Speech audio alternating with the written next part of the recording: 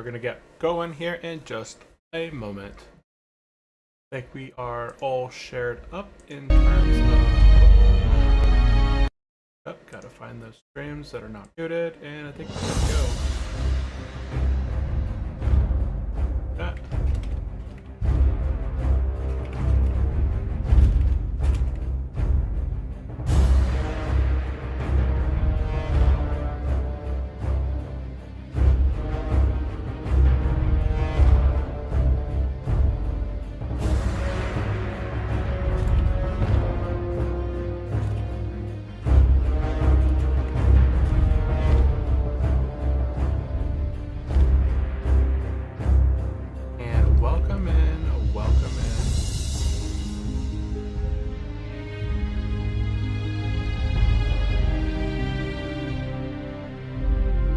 I hope everyone is having a really good Friday.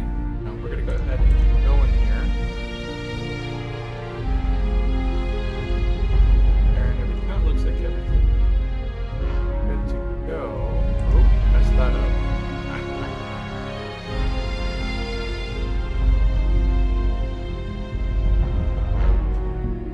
There we go. It looks like we're all set. Hey, welcome into the stream, everyone. My name is Brent. Welcome to Unchallenged Gaming. Today we're going to be playing on our hardcore level priest. If this is your first time here or you're a returning viewer, I really do appreciate you guys popping in and saying hello or watching this on the repeat over on YouTube. Today we're going to go ahead and get started. I did get a few new items from Scholomance off stream. I did one Scholomance. They were looking for a healer. I went ahead and did a 5-man Scholomance, and I picked up a nice looking dagger there as well. Well, I'm able to use a nice little offhand, right? It's just visual looks right here. As we get logged in today, we're gonna go ahead and kick it off.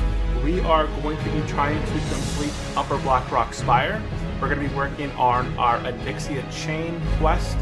I'm on completing the Anger Forge and the other Golem, the Anger Forge Golem Lord and the Anger Forge, can't think of his name right now, but they're both inside of PRD, so that is something else I will need to work on there. Let's go ahead and pop out of the group, because I'm going to go ahead and be joining another group. Hello, Pethaville. And go ahead and see if we can get some oranges. Oranges, please. Oranges are amazing. And hello, Pethaville. What is up? What is up? Welcome into the stream, Bad PC Boy. Are you really bad with your PC? Is that where the name stems from? Welcome into the stream. How are you doing? Are you out there playing some World of Warcraft? Have you tried any hardcore? Let me know in the chat. Let's see if we can get some oranges here.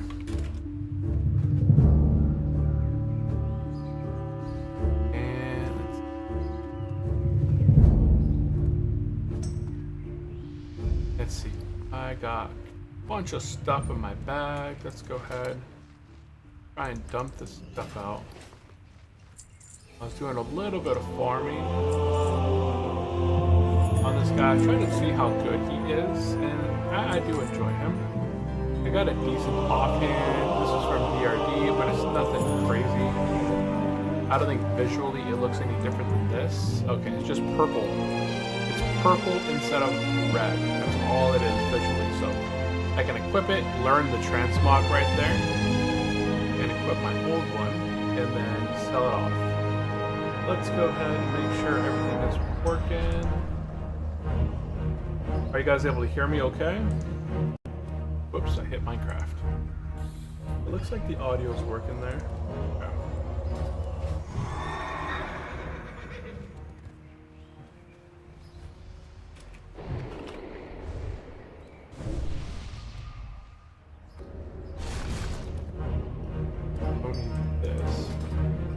Gold, don't need that. Black, Creole. I got quite a bit of rune cloth. Rune cloth is actually pretty decent at high levels, as it allows us to make rune cloth bags. And pretty much I have 2 Traveler 16 slot bags that I picked up all on our own through either dungeons or just exploration. I think I picked up my very first 16 slot bag in Ungoro Crater when we were completing that zone. I got my second 16 slot bag from doing slow and steady. I believe this was a reward at level 50. I picked up another traveler's bag inside of Strath of Undead, and I have one more bag that I need to go ahead and eventually replace. So that is where we're at with that.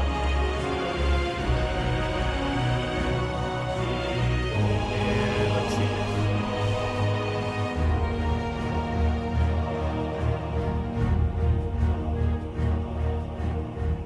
How are you gonna port to Hydra? I don't get that one.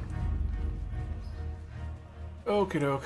I'm still gonna be chilling here for a minute as we kind of get together. Okay, we're still super early in the stream, guys. So we'll go ahead and cover gear and stats. Right now we are holy spec. We're gonna be healing inside of this upper Blackrock Spire that's gonna go on here in just a second.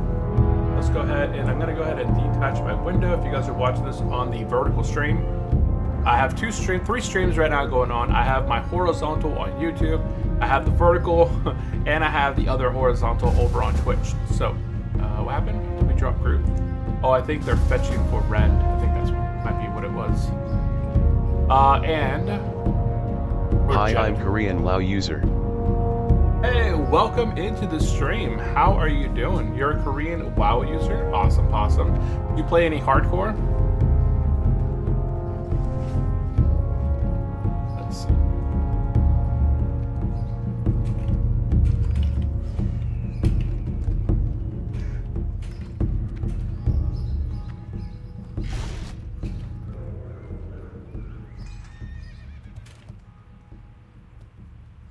Want to buy some oranges, man? Get me some oranges.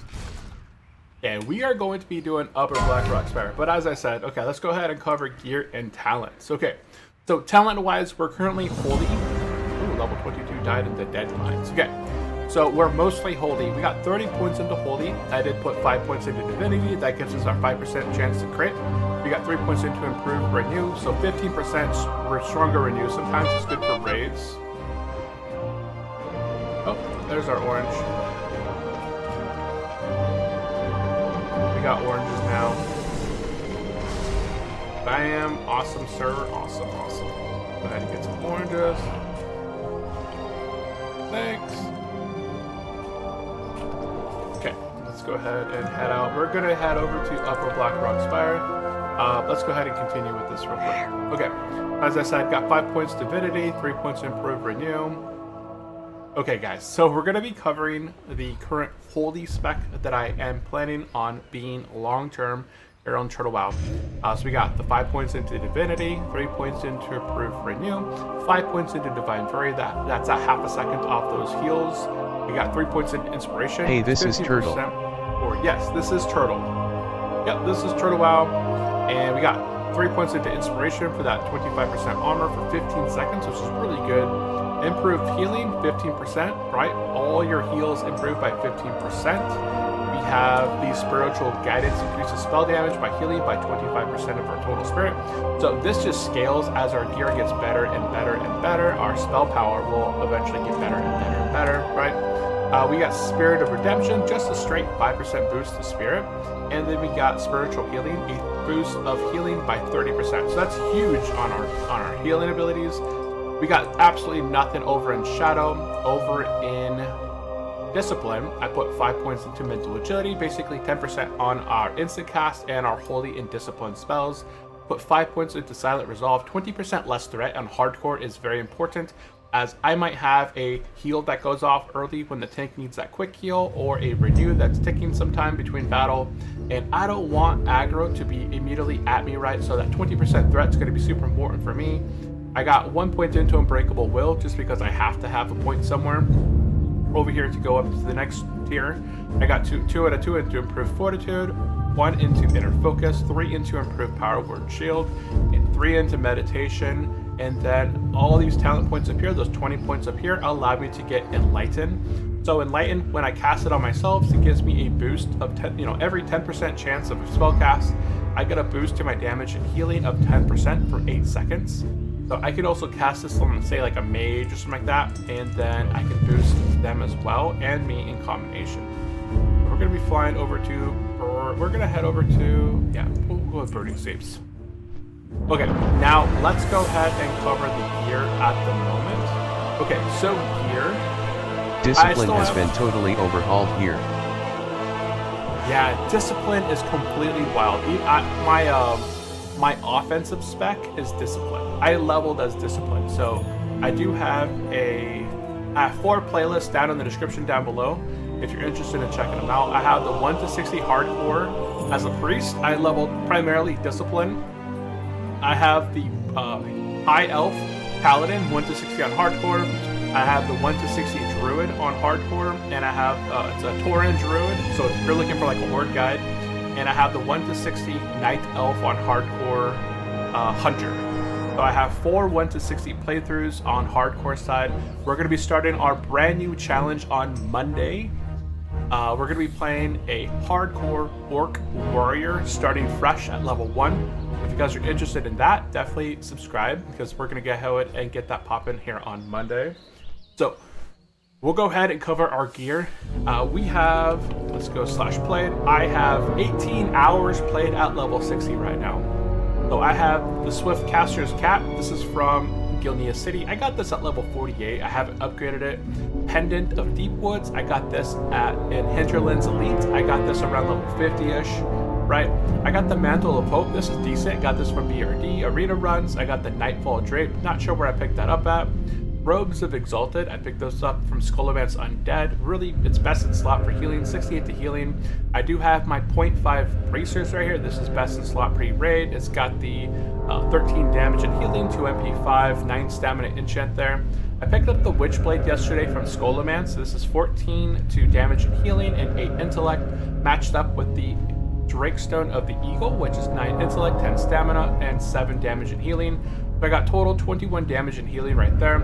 I got the wand here for stamina, 11 damage and healing from, I think this is Strat Undead. Gloves. Honestly, I don't have really good gloves here. I got the Earth Warden's gloves. This is just a BO, it's a quest item, 22 damage and healing with the 5 stam kit. The Sash from Strat Undead, 11 damage and healing and triple stats.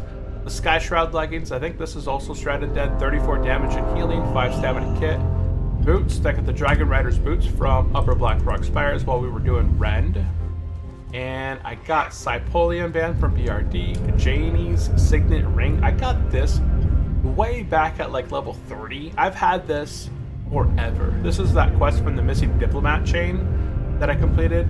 And as far as trinkets go, my primarily like healing trinkets, I have the Royal Seal of Endrathalas, which is 33 damage and healing, or 33 to healing for MP5, and then I got 2% spellcasting. So that is my gear. So we're going to be heading into Upper Blackrock Spire. I'm going to go ahead and pick a few quests up over here.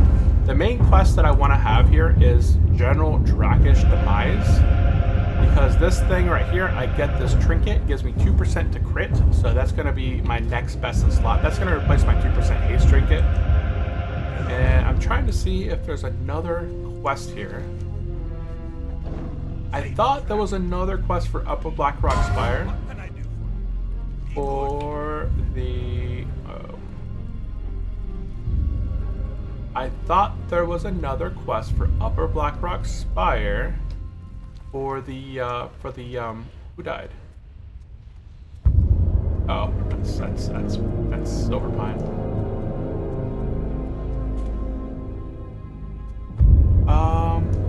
I thought there was another Upper Blackrock Spire quest inside to kill the fire guy. It may not seem like it. Okay. What's going on with the chat right now?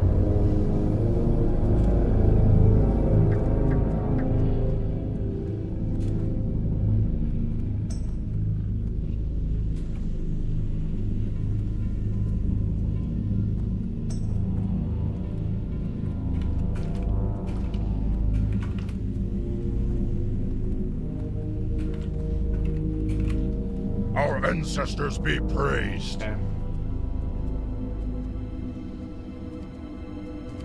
Welcome back, soldier. Oh, the warrior. Oh man, poor guy. We had leveled with this guy a couple times. We did dungeons with him. His name was Oakstrong. It was a warrior. The poor guy, man. Right here. Level 9 warrior now. He died at level 56, I believe, yesterday to a DC. That is the worst way to go. When it comes to hardcore, I hate dying to DCs. It's the worst way to go out. Go ahead and get this recentered here. And, not that button. That button, locked it in place. Yeah, that's gotta be the worst way to go out. I don't mind dying in any sort of encounter. Like, if I could go out in the middle of a raid dying to something, that would be the best case scenario, right? For dying. If I had to die, I would love to die in a raid. Or just out in the open world doing some nonsense. But dying to a DC is like the worst way to go out because there's no control. The other day, last time I was streaming on Wednesday, my internet went out and my character stayed online for 20 minutes before it DC'd. Luckily, during my stream, when my internet went out, I was on a flight path. So I took, I was on my level 60 priest. On Wednesday, we were all streaming, and the very last thing that happened was we were heading back from Burning Steeps. I had just turned in the note, and normally I run back in this exact same way right through here to get back into BRD, but instead I chose to fly on the flight path from Burning Steeps to Thorium Point instead. And that decision right there, that 30-second decision to, instead of running from Burning Steeps into Upper Blackrock Spire or BRD, I decided to take the flight path to Thorium Point. Saved me. Because if I had decided to run back on my own, I wouldn't have made it. I would have DC'd, I would have had a network outage and then lost my character. So, man, it is tough. I'd 100% rather go out in any sort of combat than to a DC. I'm sure everyone would agree there in the chat. And to make sure we're all good to go. Yeah, looks good. So right now, guys, we're going to be heading into Upper Blackrock Spire. I think we have almost everyone. Kind of taking a look here.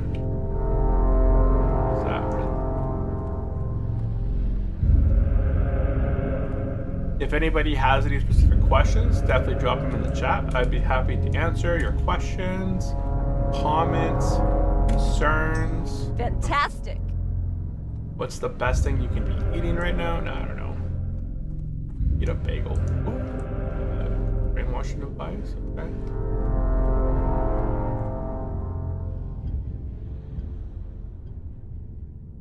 And let me see here. And to Discord. Raid. Uber is wipe. I like that. Playing a game for a while.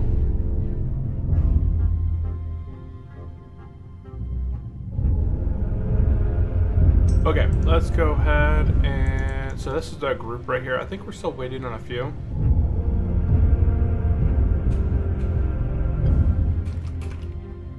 And appreciate the thumbs up there in the chat. Yeah, if you guys had any specific questions for me, definitely let me know. I leveled 100% as Discipline. I did change one time. At around level 40, I was like, you know what, I should try Shadow. And I respect, and I did not enjoy it. And I was like, nope, this is terrible. I went back to Discipline, and I never looked back. So I did buy the dual spec thing on the server here. The dual Nobody spec. S fighting at the entrance, that's refreshing. Yeah, we're all playing hardcore, so the majority of us here are not fighting. Like, there's people here, but look at, there's only one person that's flagged. Out of everybody that's here, there's a single person that's flagged. But the majority, I'm on the PvE server because we're playing hardcore over here. So the majority of us are playing, I feel like the majority of this PvE server doesn't PvP. like they'll PvP inside of the battlegrounds, but in terms of actually like all out world PvP ganking style, that doesn't happen a whole lot, I feel like.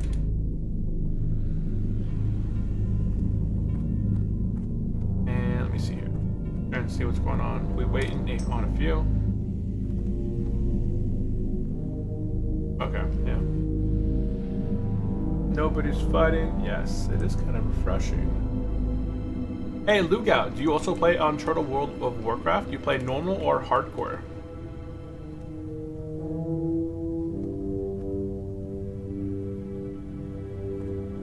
There's no one to...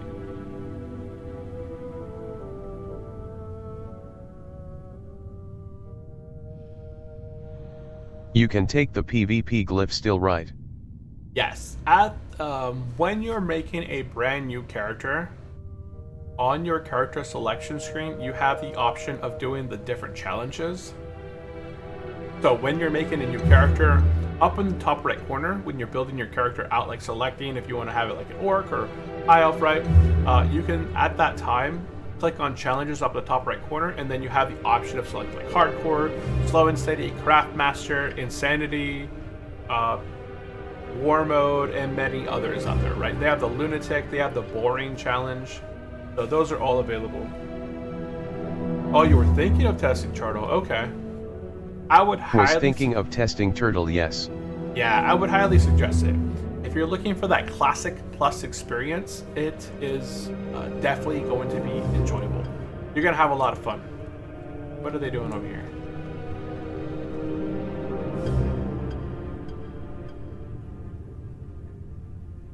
He's over here.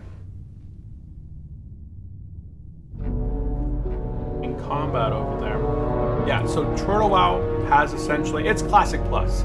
It's all the things that you enjoy, the vanilla and classic, but it's the extra stuff on top. Like it's the sprinkles and gummy bears, because paladins back in the past, paladins back in vanilla and classic weren't all flushed out. They didn't have a taunt. Their mana conservations was pretty terrible in general, right? That's all been corrected here on Turtle WoW. As far as their Judgments of Wisdom, the earliest Judgment of Wisdom now comes at level 16 at rank 1. I think it goes up all the way to rank 5 or 6, so you get basically a Judgment of Wisdom every 10 levels, so it really helps you with your mana regeneration. Excellent. They have Hand of Reckoning for that taunt. That's on a 10-second cooldown. It's very similar to like a warrior or a druid's taunt, right? It's a little bit longer range. I think it's got like a 10-yard range. What else do they have? They have better overall cooldowns to help them survive. They have Holy Strike, that when you use Holy Strike, it produces a lot of threat, plus it regens your health and mana, so it's kind of like a double whammy for your whole group. Maybe, I think it's your group, or maybe not. I don't know. I haven't played my Paladin in quite a while. Priests, as you said, priests have been completely rehauled into Discipline, so specs that were not very viable back in Classic have been completely flushed out. Every talent tree, every class had their talent tree redone. Excellent. So that essentially, if you want to level in a specific way, it's completely viable to level with it. If you're a druid and you want to level as a balanced druid, you can do that, and you're not going to be mana starved, because early on you have different. Go ahead and bring it up. We're still waiting here, so let me pop up talent trees real quick, and we'll take a look at the talent trees on Turtle WoW. If you guys would like to pause it. Okay, so I got that. Oh, okay, I got it brought up. Look, I'll bring it up on my large screen here. Boop.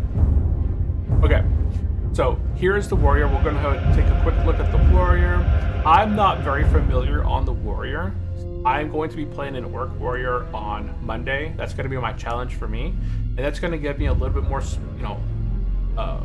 looking into the class. I don't have much experience on this class in general, so I can't tell you. I've never leveled a warrior to level 60, so I cannot tell you from experience the differences in the past and now. Paladin wise, I'm very familiar with paladins, right? Holy Shock is no longer offensive, it's only defensive. There's ways to reset the cooldown of Holy Shock, but it's not really worth it on the hardcore side. They do get, they have Ironclad, increases their healing power by 2% based off your armor now. So it's encouraging you to wear plate, because the more armor you have, the more healing power you're going to get from your armor. As we said, they have a cooldown over here. You can bash your target with a shield, dealing damage, and it also decreases the damage you take by 30% for 12 seconds. So it's essentially a massive cooldown. I think it's on a 1 or 2 minute cooldown, but it's 30% cooldown for 12 seconds, plus a really nice threat. You have Holy Shield, which is around, I think you can unlock this at level 30 still. Yeah, you have Hand of Reckoning, and you have the improved Hand of Reckoning to just increase your chance of landing. Reckoning has been completely rehauled, where it's not based off being crit. Reckoning back in Classic and Vanilla was terrible because as you got better gear and you became uncrittable, right? Reckoning got worse and worse and worse. Now what they changed is this gives you a 50% chance after blocking an attack to generate an additional attack. So every time that you're blocking an attack, as a paladin, that happens a ton of times, right? You have a 50% chance of generating an extra attack. That's a ton of additional attacks, threats, stuff like that, right? So that's a huge change right there for Reckoning. Retribution, they got a bit of their stuff redone. I believe the two-hand specialization actually got moved down a bit. Maybe not. Maybe not. But they got a couple new stuff. Like Repentance now does damage. It puts the target into a state of meditation, but after they come out of the effect, if they're immune to it, it does damage to them. That's a kind of an interesting thing. Let me go ahead and check real quick where we are in the game. Okay, they're still prepping it. Hunters. So Beast Mastery got a complete overhaul. So almost all the little things inside of Beastmaster improve your pet. So you, by improving your gear, you actively affect your pet. So this increases dodge based on your aspect of the monkey by 246%. If you go to this increases your outdoor speed by 30% and attack speed of your pet by 3% and the speed of your attack aspect of the cheetah. I know there's a few of them in here that kind of base off your attack. Adds 36% of your armor's value from items to the armor value of your pets and increases armor value of your pets by 30%. So based off your armor, it's going to increase their armor as well. This increases your pet's stamina. I thought there was one that increased their damage. This increases their physical hit chance. Increases their damage. Maybe not. Oh, here it is. Hope they nerfed Rogue, though. Hope they nerfed Rogue. Oh, they're doing a ready check. Are we ready? Oh, popping in.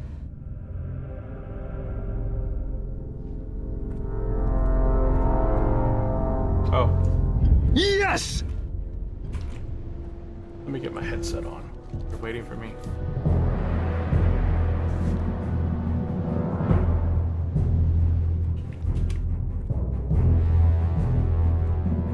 Oops. Completely missed it.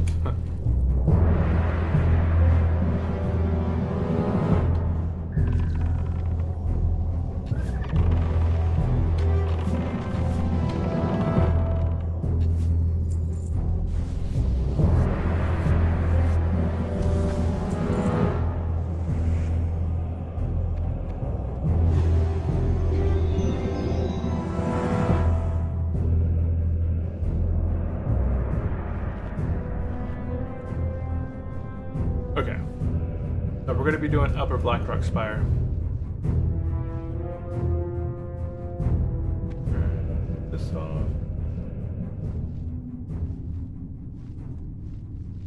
Okay.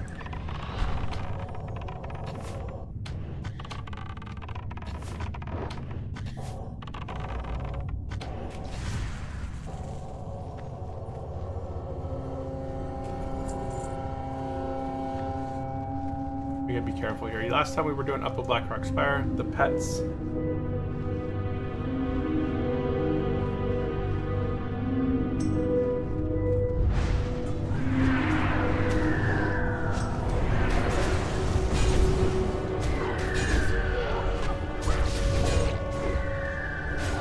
We got an ogre next.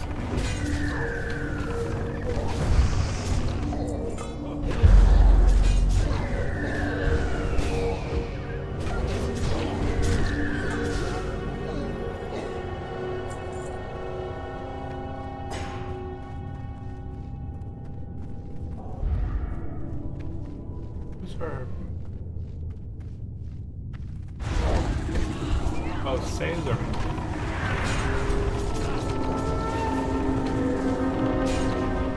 Is this Nordanar?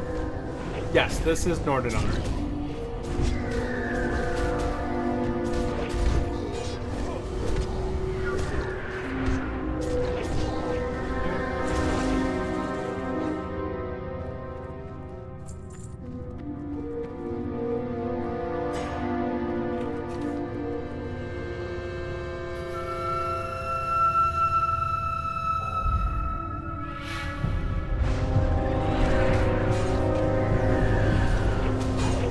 Yes, this is Nordanar. I would not play hardcore at level 60 on the PvP server.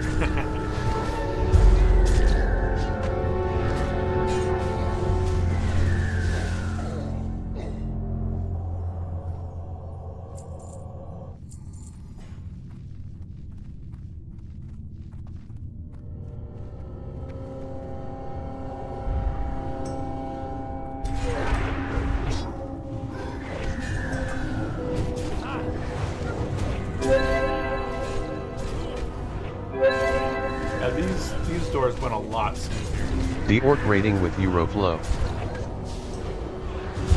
Raiding with you. Oh yeah, yeah. If you guys are not familiar, on TurtleWow on the PvE server, it's a mix. No, I asked cause I thought this was the Latino server. Oh no. Yeah, I can't speak Portuguese. Yeah, there is a Portuguese server, but I do not speak Portuguese, so that would not work well for me.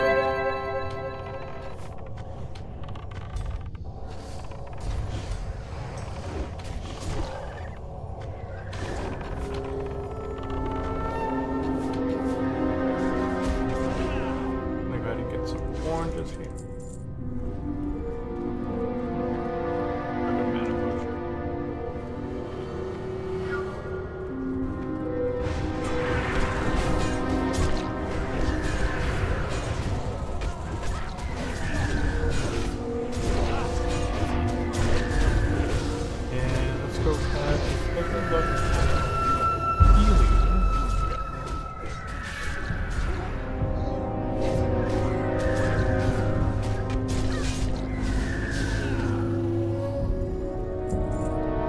This is a lot smoother than the last Upper Blackrock Spire that we did. Last time, the Hunter pulled, I think, the Hunter pulled this room. So it's a Holly Horde mix server. Yes. The PvE server, the Horde and Alliance can work as one. So Paladin, you can have Paladins and Shamans in the same raid group. There's no world buffs in raids. Because of the combination of Paladins and Shamans being in the same raid, they removed raid world buffs from being active. So if you go into a raid with world buffs, yeah, if you want to play split, like if you want Horde and Alliance to be on separate teams, then there is then there's the PvP server.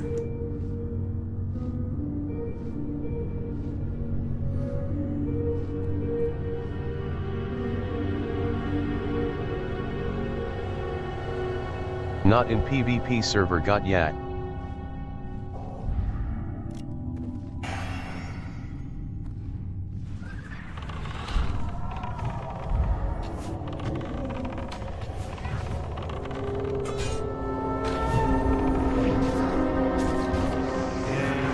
Not in PvP server got yet. Yeah, not in PvP. Yeah, PvP, everything is separated. Horde and Alliance are separated on the PvP server, but on the PvE server, if you're playing hardcore, if you're playing normal mode, everyone can group up together. It really helps out for dungeons and raids, because you have every single player is available to you, right? On the hardcore side, if you guys are interested in checking out Hardcore on the server, there are a few restrictions.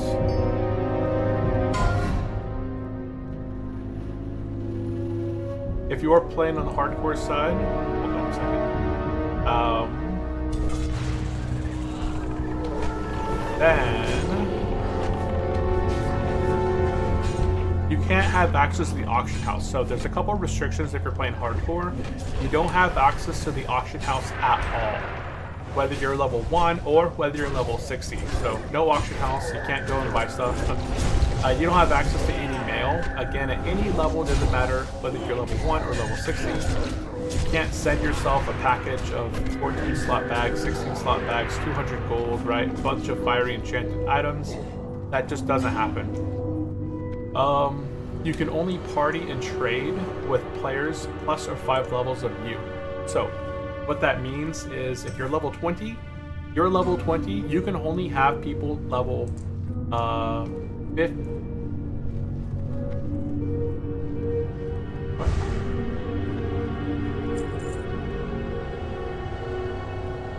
So this is Inferno rating.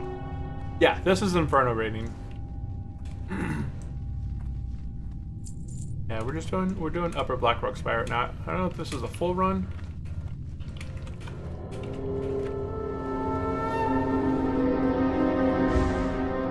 I don't know where we're heading. Oh, okay, we are doing a full run. Okay.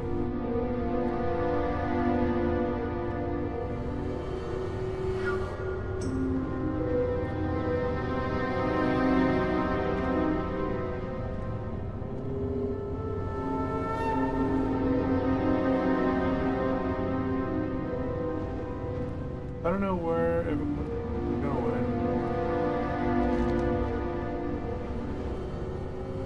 Wait.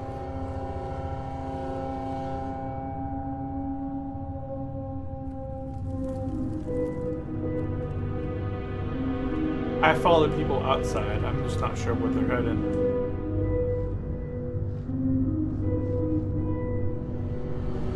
Oh, I can do the Blackwood Lair tree, but probably not worth it.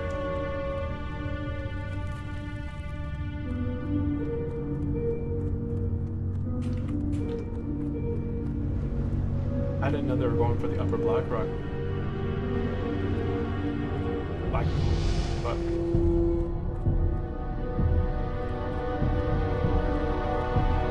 I'm not gonna bother probably doing Blackwing Lair on this guy because I'm still heavily under geared.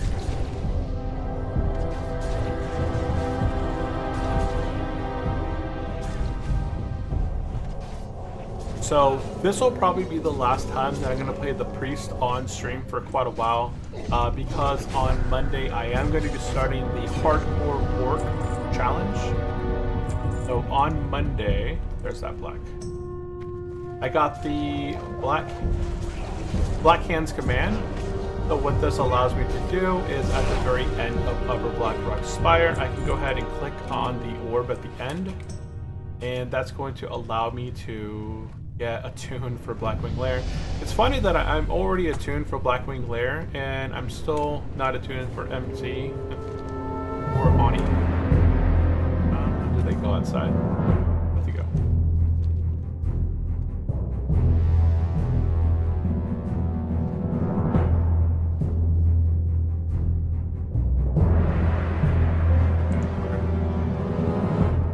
Okay, we're gonna summon in a mage.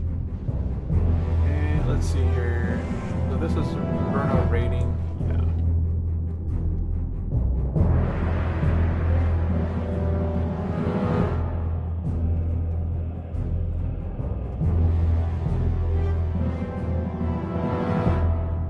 You're not going to see us die. That's always the fun thing about Hardcore. Well, you might see us die, but I think we should be pretty safe. We got a pretty good group here.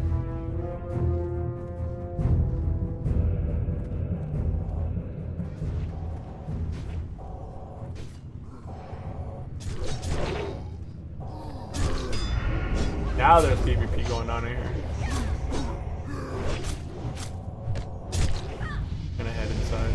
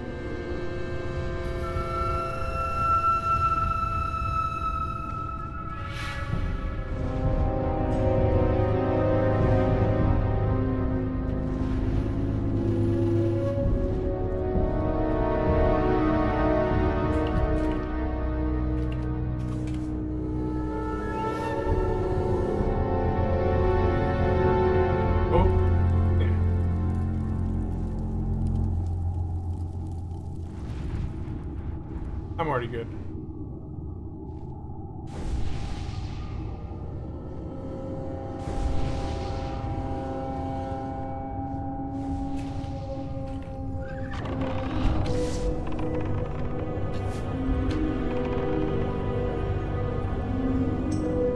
Okay, so let's see.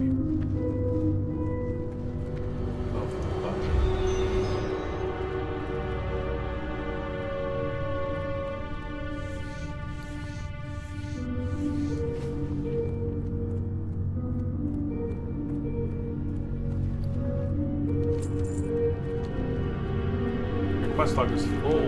Okay. So I'm going to drop the MC tune. IB. I'm gonna go ahead and just get the black hand. And there we go.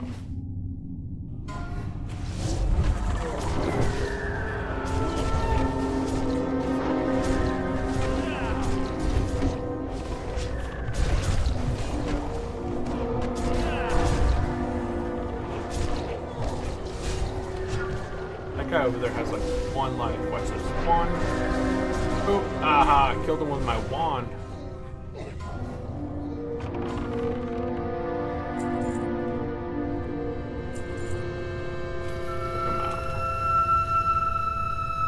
What does Turtle WoW mean, for example, compared to Anniversary Edition? So Turtle WoW is its own private server versus the Anniversary Edition. So Anniversary Edition, probably like WoW, like classic WoW, I am assuming. It probably has no changes in comparison to vanilla. How Turtle WoW is different. So Turtle WoW is essentially classic plus. The Alliance get a new class called the High Elf. The Horde get a new class called the Goblin. Both of them get their very own starting zone. So Goblins get the Blackstone Island, and the High Elves get the Thalassian Highlands. I'll go ahead and show that here in just a minute. Nothing special here. I'd kind of go ahead and show it a bit more off the raid, after raid, but essentially they have like their own starting zones. As far as other things here, I can't go into the open world. There are new zones as well that were set to be in beta and alpha of World of Warcraft. So west of Stranglethorn Vale, there were the two islands that were supposed to be in the game called Lapidus Isle and Gilligim Isle. But yeah, those have been added back into the game. They're complete leveling zones at level 55. There is also an island east of Tanaris. So down in Gadget Sand in beta phase or alpha phase, one of the phases, there was an island expected to be out, but has been implemented in the game called what's it called?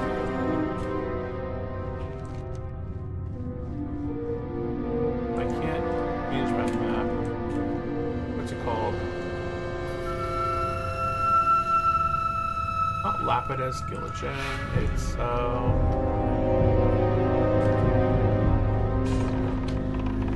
Telebeam. It's Telebeam Island. It's located it's located like east of Gadget Sand. It's a level 58 zone. There's Hyjal. Hyjal's been completely done with mobs. It has custom mobs.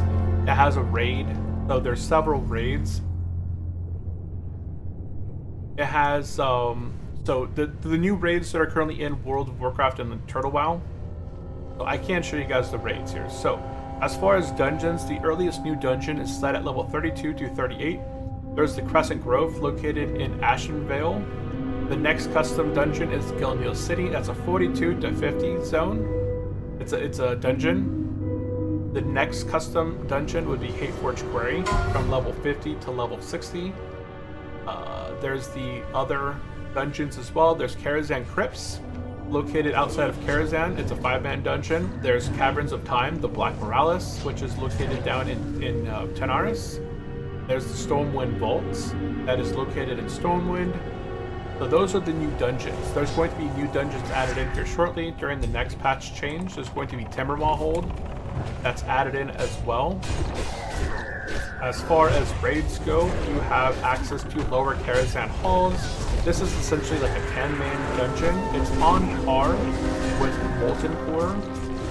So I would consider Lower Karazhan at halls as being able to be done in that tier 1 area. You have the Emerald Sanctum, which is it's a raid in Hydro. Oh my god.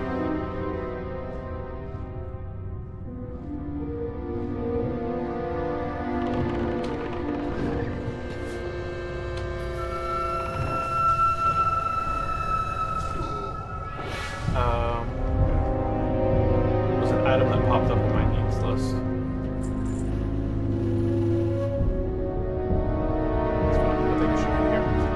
So yeah, there's Emerald Sanctum in Hyjal. That's a custom raid. There is the Upper Karazhan Hall. So above Naxxramas, like Naxxramas was always like the high-end, tier raid, tier 3. Right now there's Upper Karazhan Halls, which is tier 3.5. So it's a 40-man raid. I've never done it before, but it is Upper Karazhan Halls. And then there's a brand new raid coming out. At the end of 2025, there's a brand new raid that's going to be coming out called Grim Battle, and that's that location in the wetlands.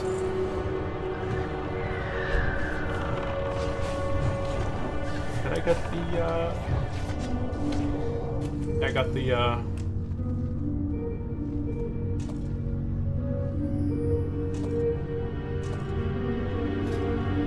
the I got this. It was on my needs list. The Mastersmith's hammer.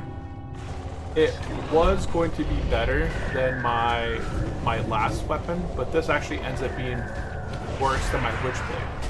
My Witchblade gives me 8 intellect, 14 damage and healing, versus the Mastersmith's hammer is 5 intellect, 14 damage and healing. So I'm gonna go ahead and keep my Witchblade because it just gives me that 3% more intellect.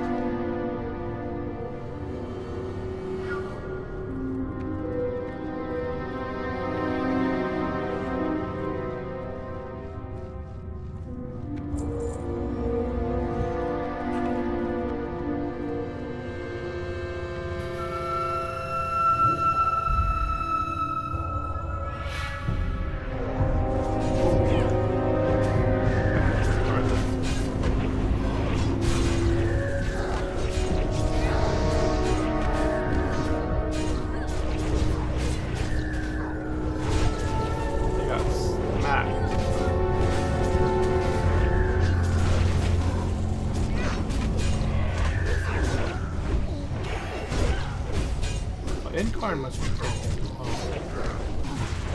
No, I think it's just say. These are regular. Or tank. Yeah, good question though. Yeah, so Turtle Wow is completely different. It's its own entity.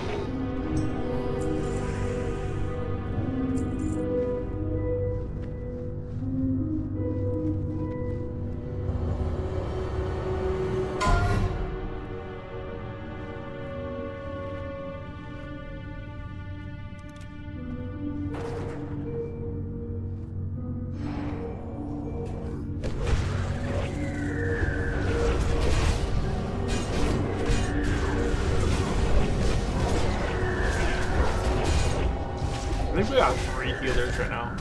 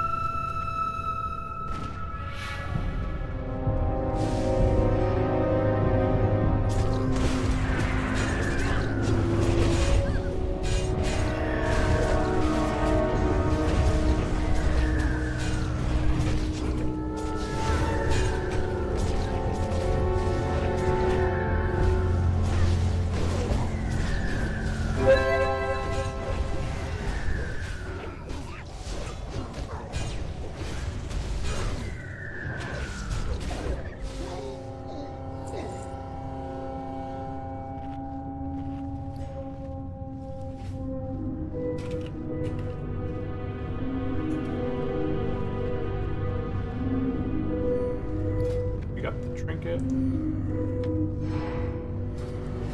So yeah, we just picked up the Briarwood Reed. You get 29 damage and melee right there. If I knew the mage was gonna roll on it, I honestly probably wouldn't have rolled on it. I'm gonna get the 2% spell crit shortly anyways.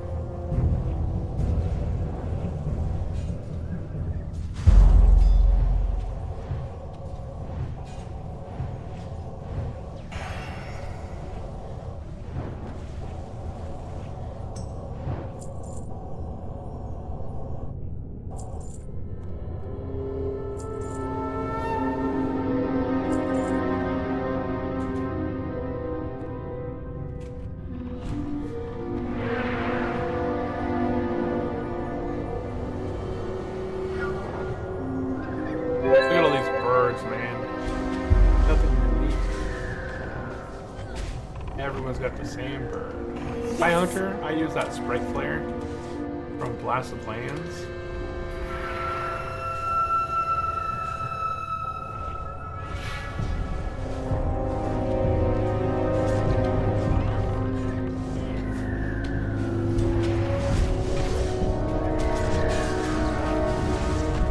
My face.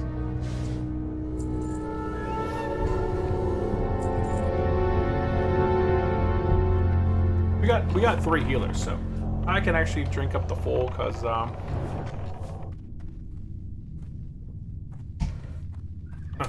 maybe not full. I'm gonna wait here.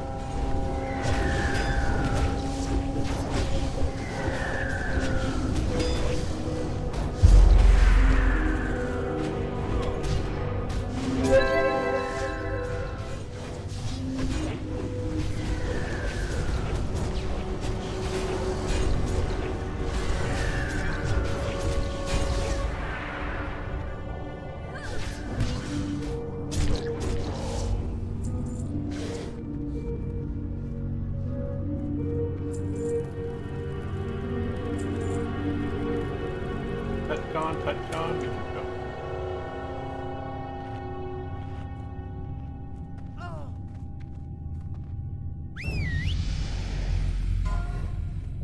Get my mana. We got 10 seconds until our first wave starts. And full mana here.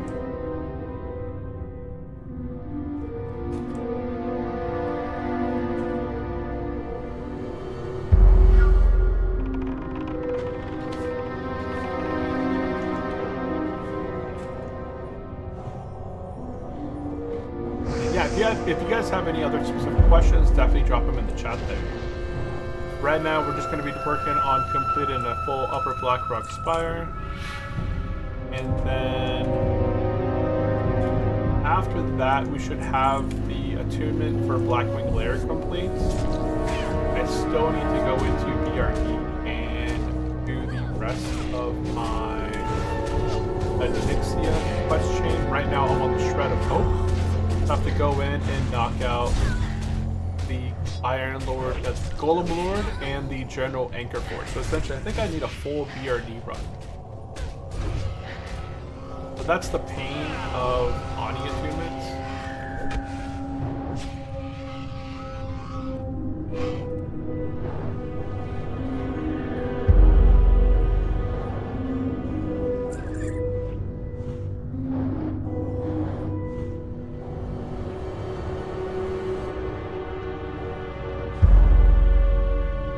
have healing, you know, tick and renews there.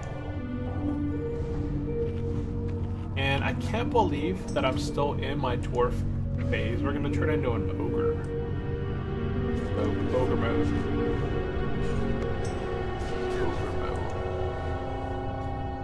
Combat. Let me make sure. Comments there. Nope. Everything is good.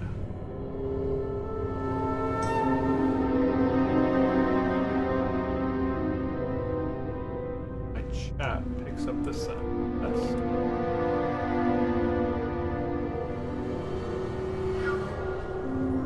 and it does work. Okay, cool.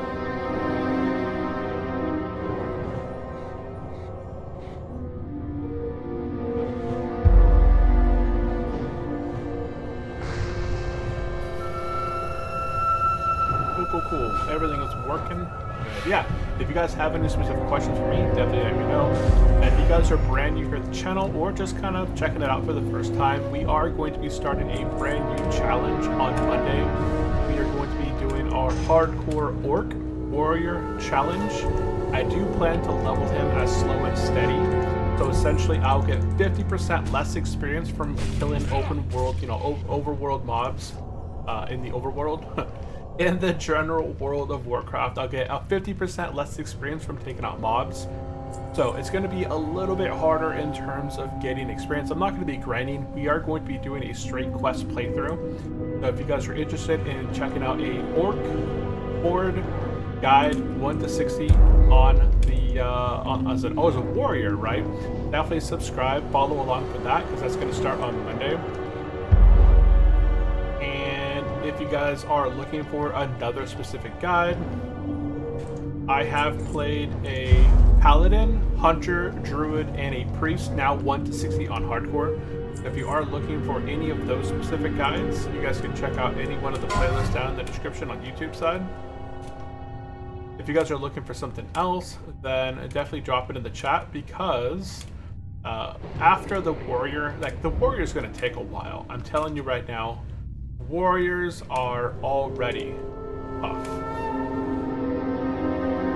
Warriors are already one of the hardest classes to level on World of Warcraft and in general. Because they have no range, they can't heal and keep them between chat, between combat, not chat.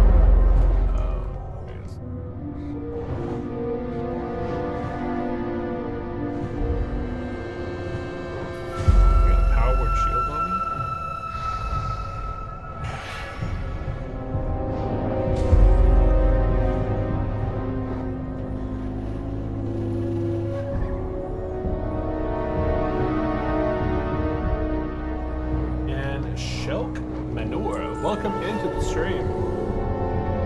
Welcome in. Right now we're doing an Upper Blackrock Spire. If you guys have any specific question, we got Shilk, we got Boop Bop, Breton, Yash, Snow Chick God, Lookout, Bad Boy in the chat. It doesn't pick up everybody, but I am able to pick up quite a bit of you guys out there.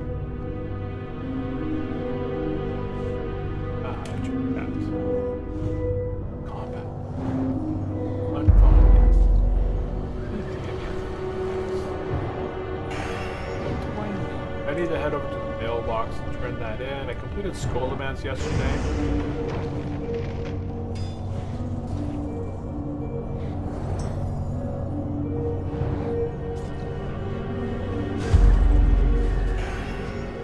We're at wave status 7.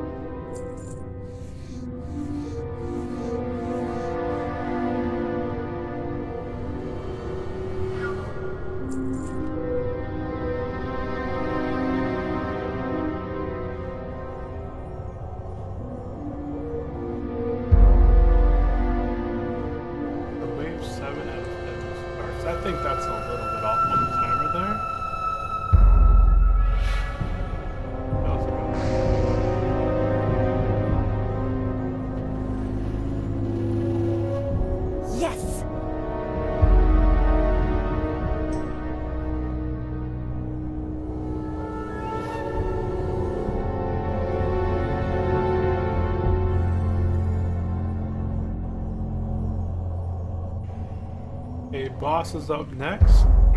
You can see right here. But we're on the boss. We're on Gith and Rend. Go ahead and get mana.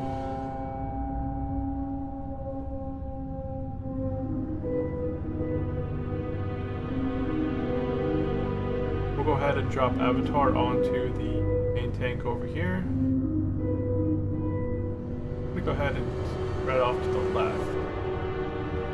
We want to have all healers in kind of different areas just in case we do get frozen. We shouldn't all get frozen all at once. Got a second there and drop Avatar.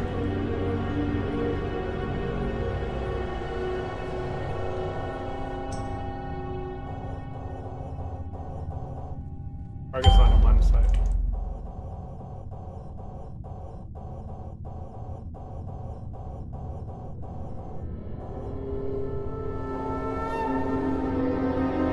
Oh, they got frozen like. Hail to They the got light. frozen inside of the dang thing, basically out of line of sight. Beware. Ren's out. Okay, Gith is down. Someone's looting the bad guy.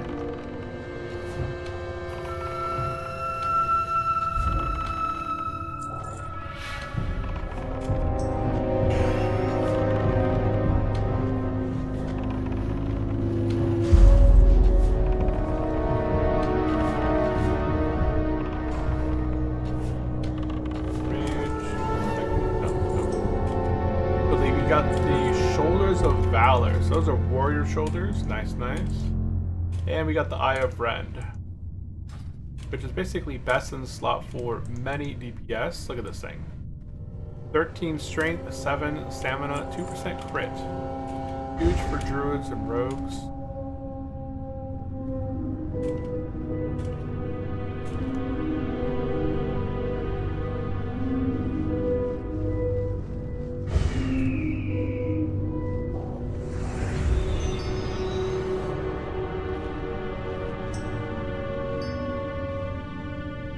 Okay, and on hardcore, what you want to do is make sure that everybody is facing this wall right here. Because if you're not facing this wall, as soon as they get bold here, everyone's going to get charged and knocked backwards in like some different direction. So by standing right here, kind of like on this wall right here, you should avoid being charged at for the most part.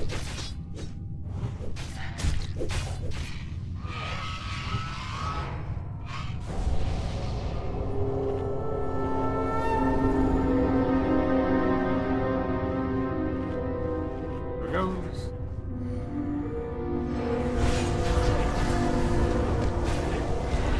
Hard.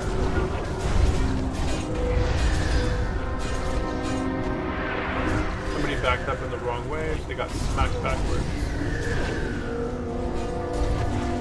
Oh, I got shield sniped.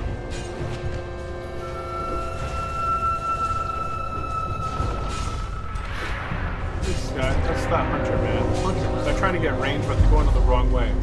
So now the hunter got smacked up into the corner right there. And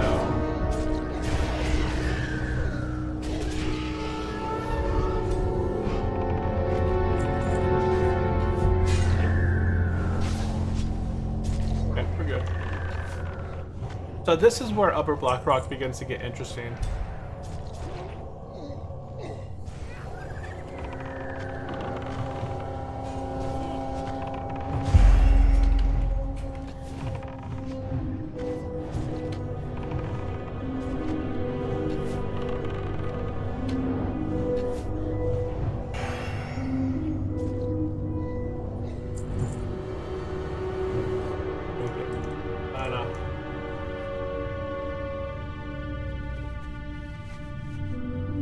I don't think I have that vision.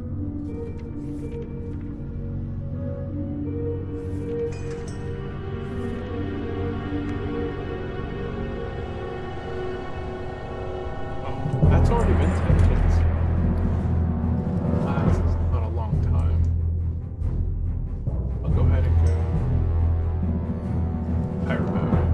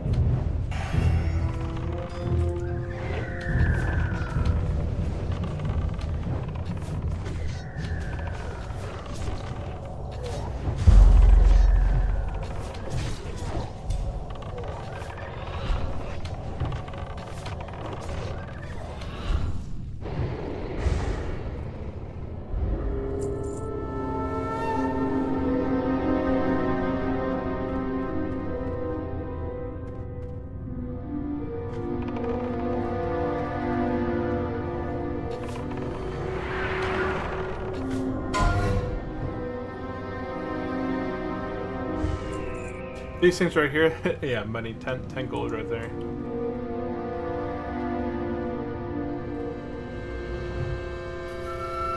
Yeah, this is the most intense part of Upper Blackrock Spire. Like anything past here, the pulls get insane. We do have two pretty good tanks. Well, one pretty good tank. Incarn over here, he did get level 6 recently. But he's got a lot more playtime.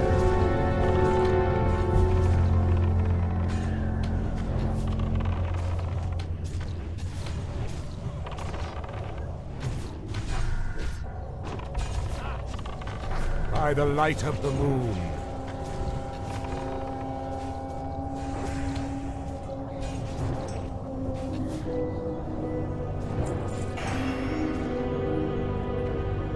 Yeah, so we have 2 hunter pets, which is really good for this area. Hunter pets essentially got it buffed up to the point where I'm not drinking. Hunter pets have a lot of health. Like this guy got 5683. That one's got 6097 health. They got some really good amount of health on them. And with that screech,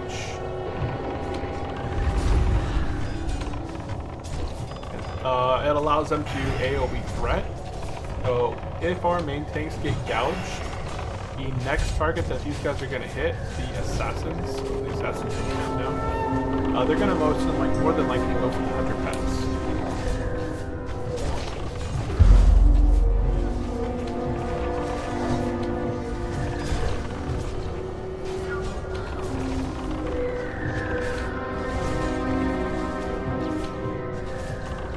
There's that pat. And he got pulled.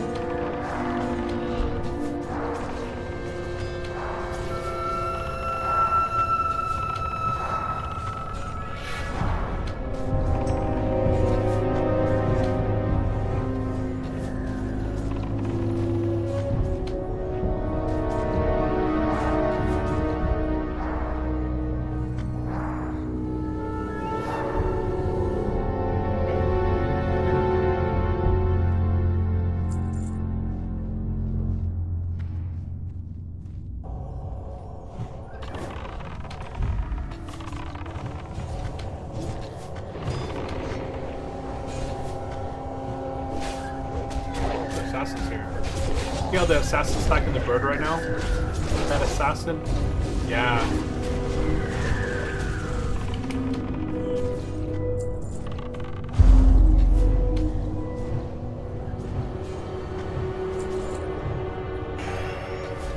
Yeah, that assassin would have ran into the healers potentially, but the owl, as we were talking about, they're making really good for off tanks.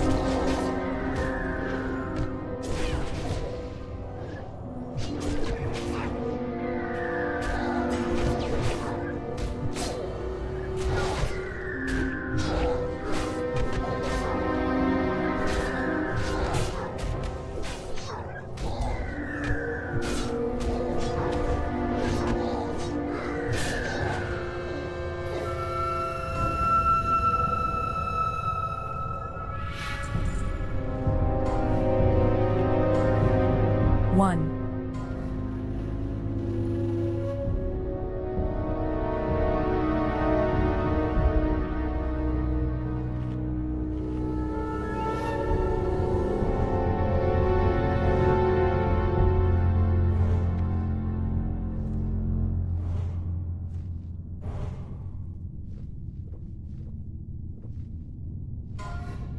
Four, three, two, one.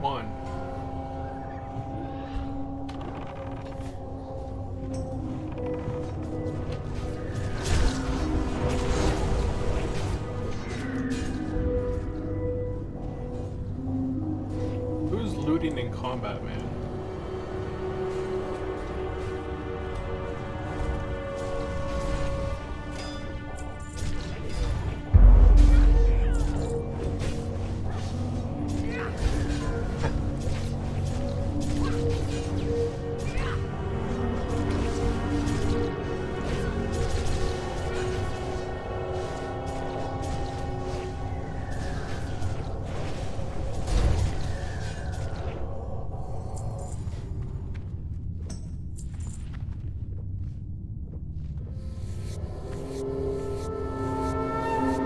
I forget if Upper Blackrock is 2 main healers or 3. On the hardcore side, it's always nice to have 3 just in case he gets knocked out.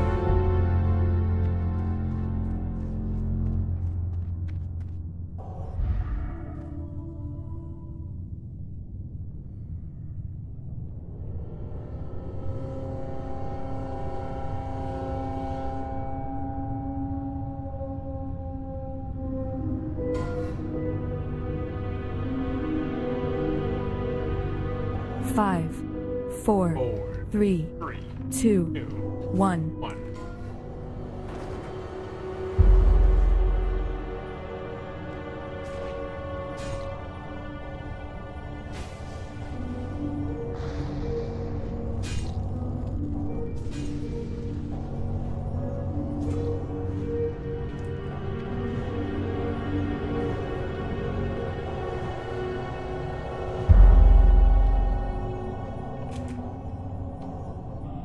Or just fate.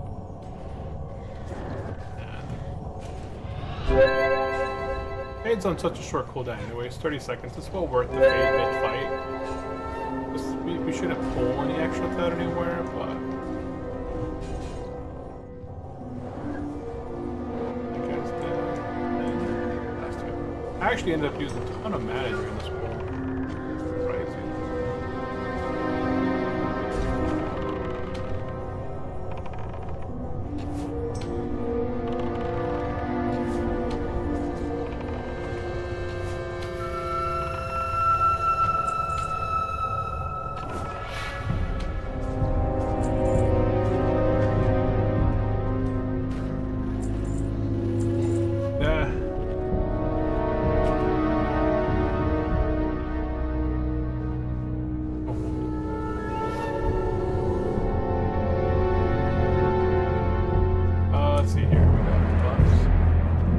So we're gonna go ahead and be doing beasts here in the back. This is a fun one.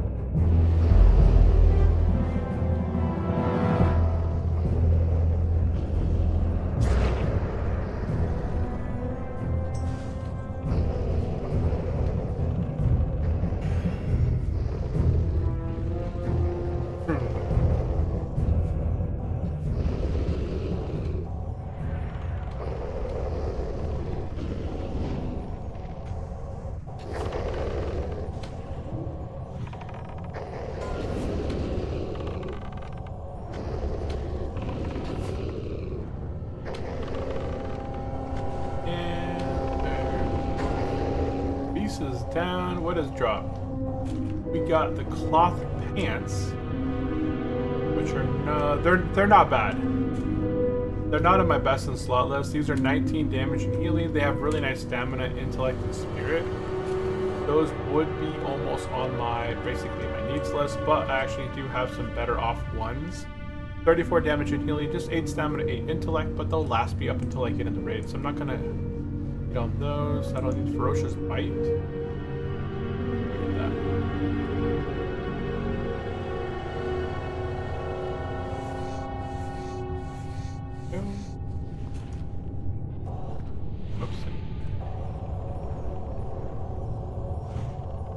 Then nobody needs the shroud. Oh no, the other priest got him. Nice.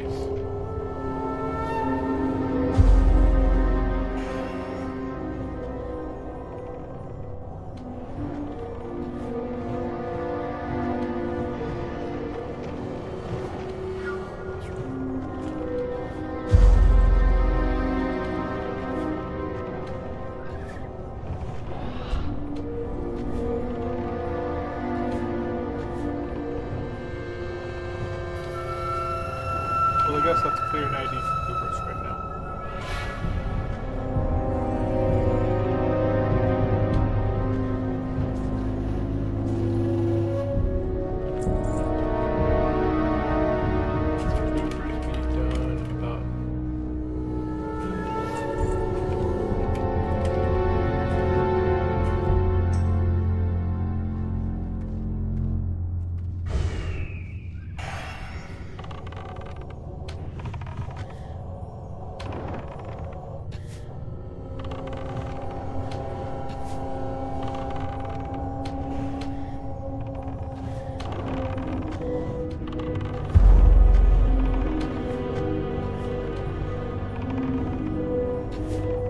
Simple reason to want to.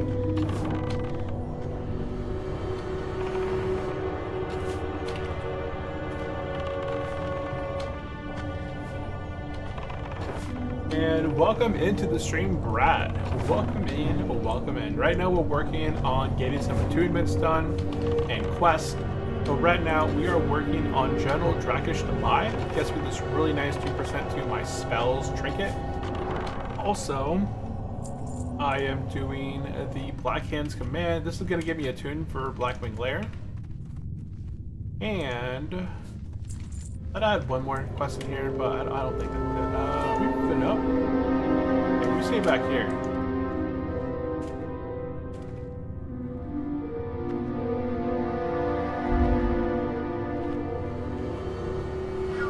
This pole right here ends up killing lots of hardcore players because there's a patrol that pats in front of the hallway right here, and if you don't wait for the patrol that pats around right here to go back, and you pull this one or you pull the patrol at the wrong time, then you end up pulling like 10 mobs all at once, and that's like a terrible thing to have happen. There's a lot of guys getting lit up there. But we're good on threat. You see all the warriors over here, they got all the threat. Just kind of toss and renews, keeping heals flowing. Also renew an incarn, and that is our job, is to kind of keep renews ticking on people. All the melee guys are basically kind of getting threat over here. So all you gotta do is kind of go down the line, toss renews.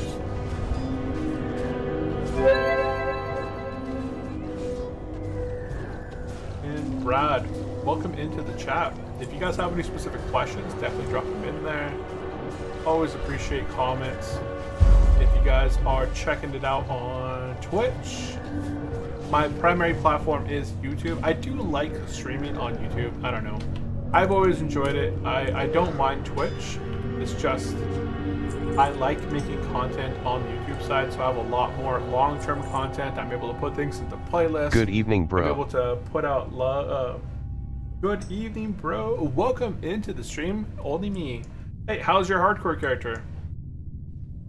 How are you? How's the hardcore life treating you?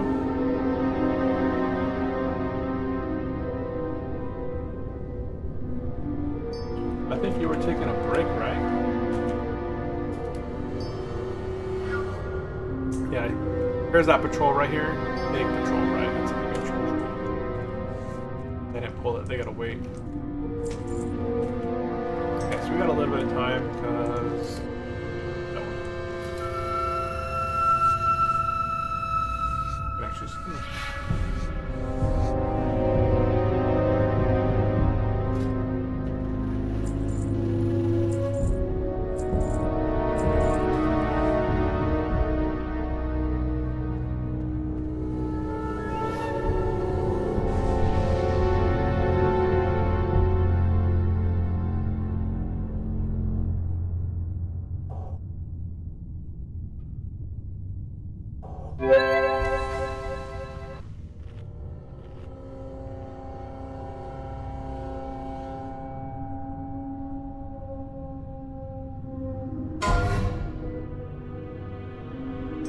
get back, you don't know me like that.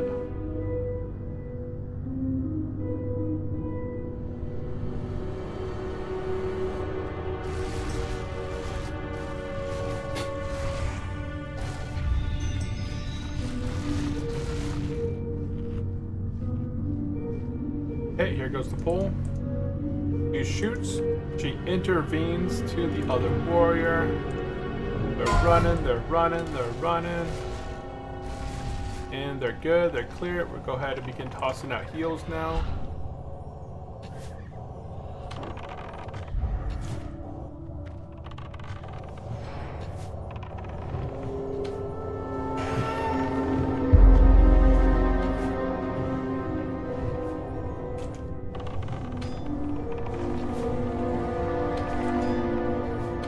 I always kind of jump to break my prior cast. If like I have a cast going and then someone's renew drops off that actually needs a renew. Unless they're like super low, I let my heal kind of go off, but I like having my renews kind of ticking because these things tick for about 300, 300 to 350 life to take a renew, which is just constant. So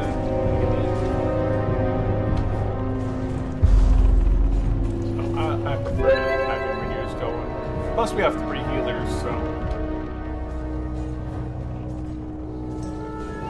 We're gonna have the Hunter Kite, General Drac.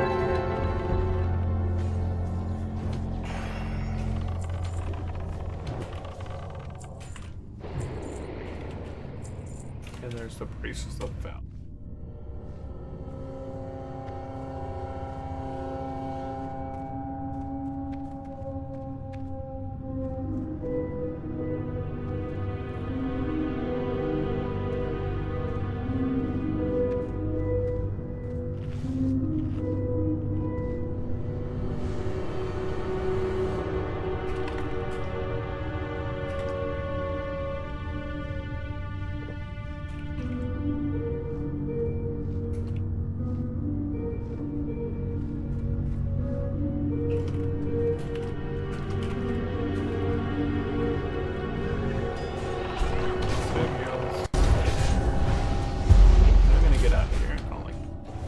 But I'm not. We're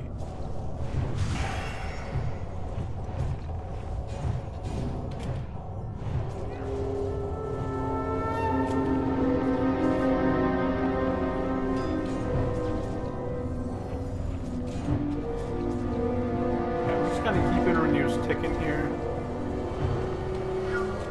Anytime a renew kind of fades off, we're just gonna keep it going. The other healer and I are basically neck and neck. He's at 37, I'm at 35. So the other healer is this druid. Yeah.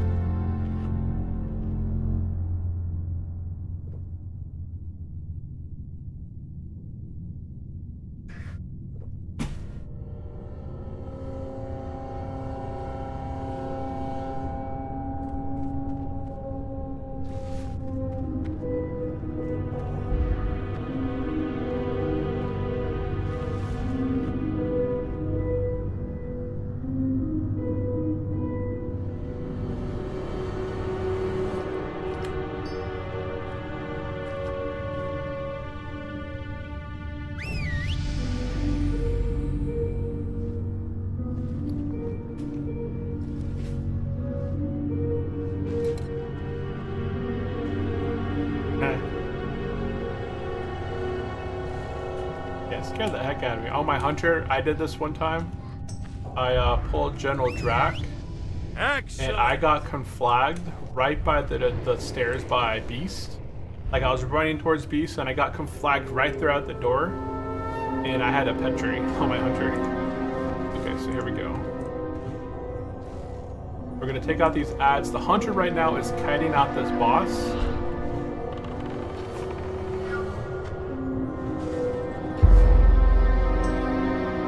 But right now, the main objective here is to take out these ads. As soon as one ad drops, like as soon as Skull dies, the main tank right here, so Skull right here, Star, he's gonna run up to the door. The hunter that's taking the general that way, he's got a feign death. And then General Drac is gonna be coming back. You can see him right there on the door. We'll go ahead and toss our main tank and renew, and we'll kind of get some distance here. There we go. Beware. Now our job is to keep these two tanks up, which is Say and Incarn. So General Drac is going to basically daze one of them at a time, kind of cause them to kind of basically run around in circles. They kind of have to taunt off each other. Go ahead. Avatar is going to increase his armor by quite a bit there. And yeah, that's it. This is the fight. There's nothing else. I see a lot of clips of people do some insane things here, but for the most part, you know, boom, you gotta get out of the flag. Beware. And if somebody gets burned like this, you gotta heal them. Okay, but yeah, look at that. Dead. Okay, we got a fashion coin that we don't need. We got the Beastmaster tunic.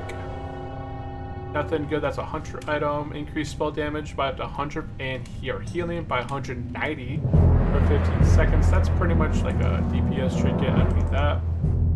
Let's go ahead and complete our Blackwing attunement. Boom, and we'll go ahead and turn in Black Hand's command. And there we go. We are now attuned with the Blackwing layer. And this thing right here, best in slot prior to raiding helped. 15 strength, 16 stamina, 1% chance to hit. That's basically best in slot prior to 60. Prior to raiding. Good stuff there. And then because we are raiding here, we do need this item off the boss. Oh wait, did we already pick it up?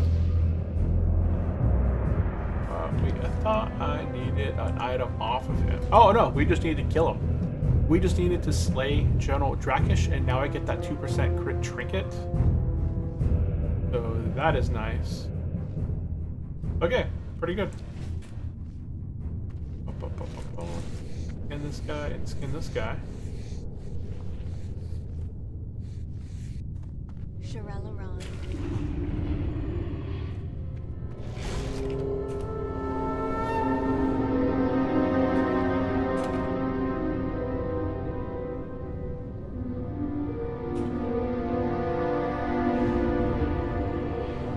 Which Turtle Lao server is this?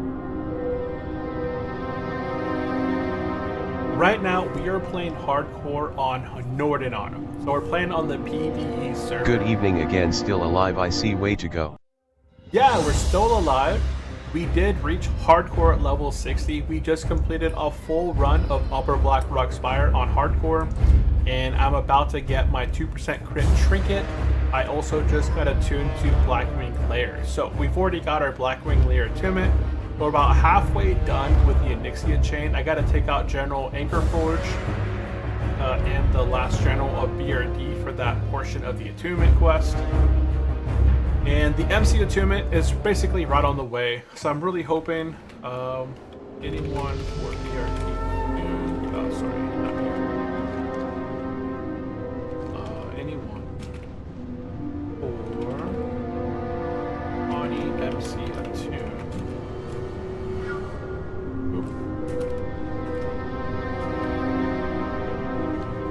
Okay, so right now I'm going to go ahead and head back to Burning Steeps.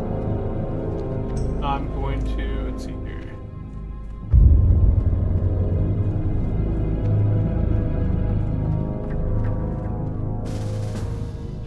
Tazdingle. Do you know where audio tune starts for Horde?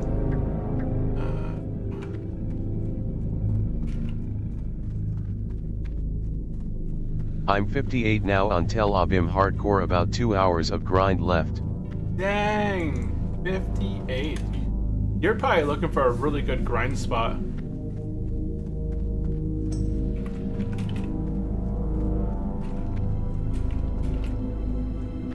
Yeah, that's gotta be rough, Aniki. You are probably like 6 hours away potentially from level 60, right? But it's also super nerve-wracking because you are on a PvP server as a hardcore player. So let's see here. Mailbox. We'll fly down to Dusk.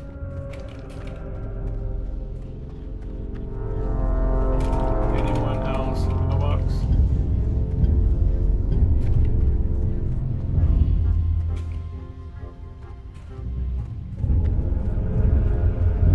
Try and head over to the mailbox now. I gotta turn a quest. I'm working on the Inferno trinket.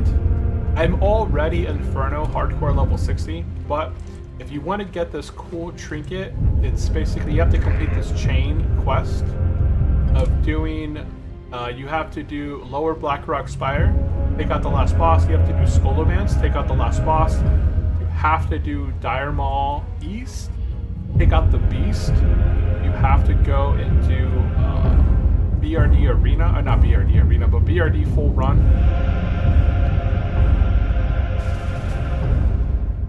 And you have to do Hateforge Quarry, and then you can do Upper Blackrock Spire. You gotta do 6 dungeons. Hey, it's Floridor. Hey.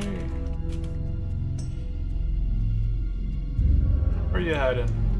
Yes, the grind spot is amazing, not gonna tell where it is till I hit 60, but it's a little over 1 hour per level grinding. Oh nice, okay, nice. What add-on are you using when someone in HC Reach LVL pops out in front of the screen? It's called Hardcore Deaths. So HD Deaths, HD Death, HCD, yeah, here it is, okay. So Hardcore Deaths is the thing that pops up on my screen. So if I want to do like HC, I can change the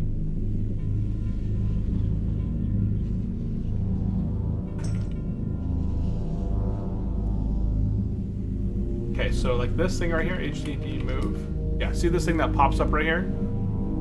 These notifications right here on Hardcore, if somebody hits level 10, 20, 30, right, like a 10-digit number, you're going to get this notification that pops up on your screen. If somebody dies, it's also going to pop up on your screen just like that, and you can move it and adjust it from there.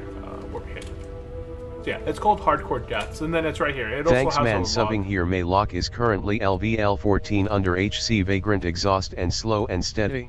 Holy cow, you are taking on all of the challenges, huh? So JDF, I feel like I've seen you in here before. JDF, HC 14, you're leveling Vagrant, Slow and Steady, and Exhaust. I really wish that the Exhaust bonuses were worth it, right? Right now, there's nothing besides like the weapon skill that you get from Exhaustion. Yeah, that's crazy. Does the add-on record the notifications so you can look it up later? Hey, congrats. The notification, these like notifications here, no. But we just had another player just hit level 60 on the hardcore side, so level 21 just died. So does the add-on record notifications? No, it doesn't record notifications. Like that level 21 just died. So right here, level 21 Long Strike just died. It records in the hardcore death log, but doesn't record people in terms of like, you know, hitting levels 40, 60, you know, none of that. There's no hardcore achievement notification. get this dark iron deposit up here. Oh wait, I know these people are probably waiting on me. Oh yeah, he's already down there. Oh shoot. I need to go turn in this mailbox, and they're already down there.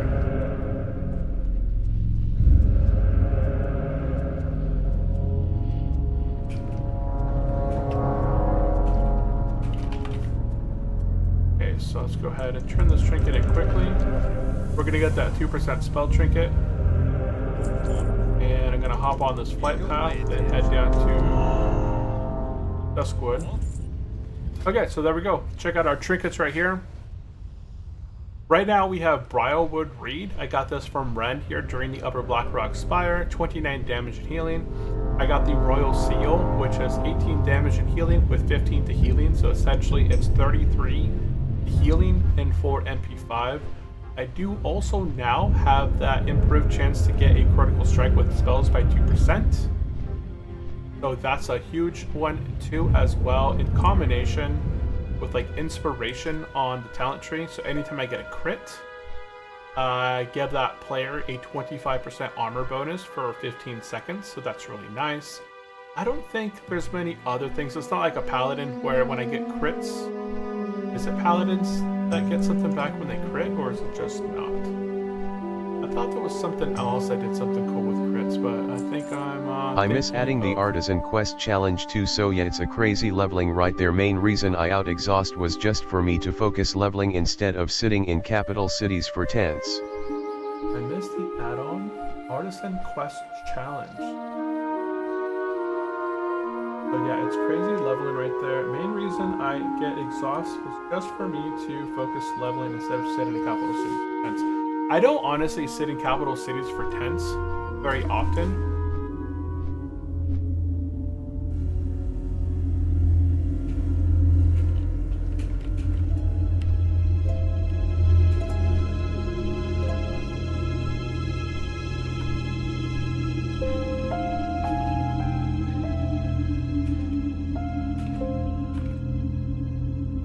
Yeah, I never really sat under tense for too long. When you're leveling slow and steady, you honestly do not need to do tense often, right? Because slow and steady makes your experience. Slow and steady gets you 50% less experience when fighting odds. So that already makes it super slow. And Jose, welcome into the stream. Jose on the YouTube side. Hey, appreciate the sub. Appreciate it. If you guys have any questions for me, definitely let me know there in the chat. I think I'm still in Discord, and I can go ahead and drop my Discord. And I can take this headset off. Turn that off. Because that, whoop, I dropped my headset. Let me drop. Hold on a second.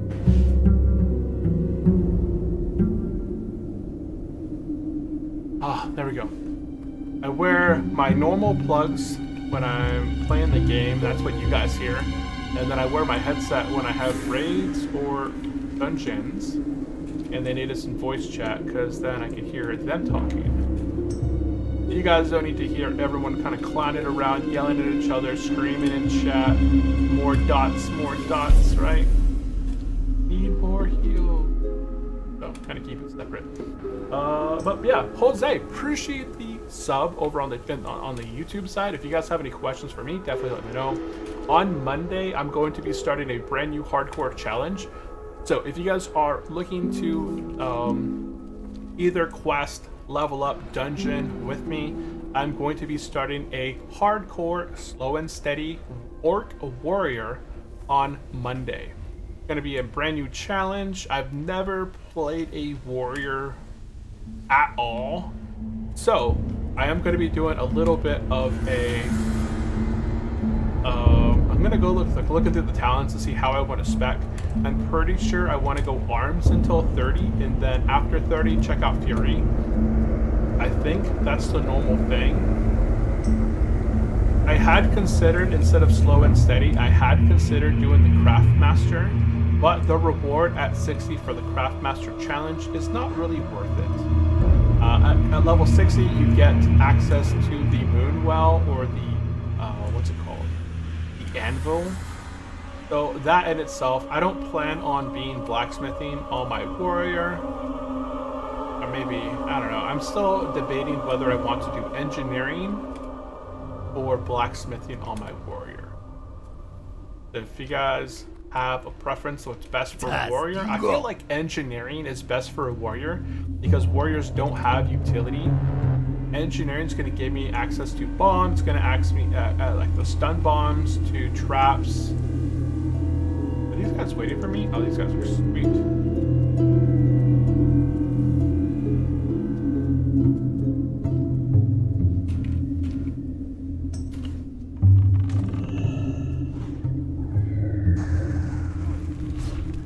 I'm not disciplined enough. 100% will be right.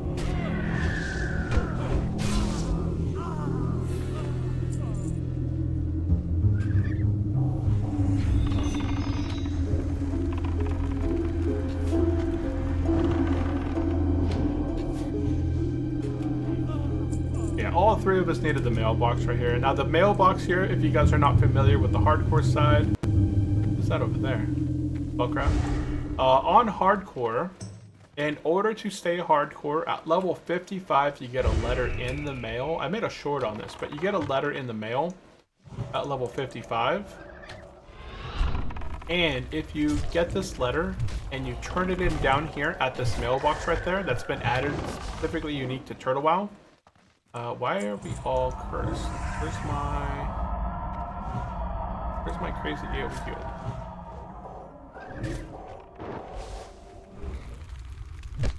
Weird. Then I'm missing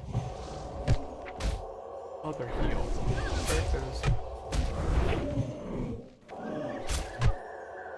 Prayer of healing. It's not on my bar.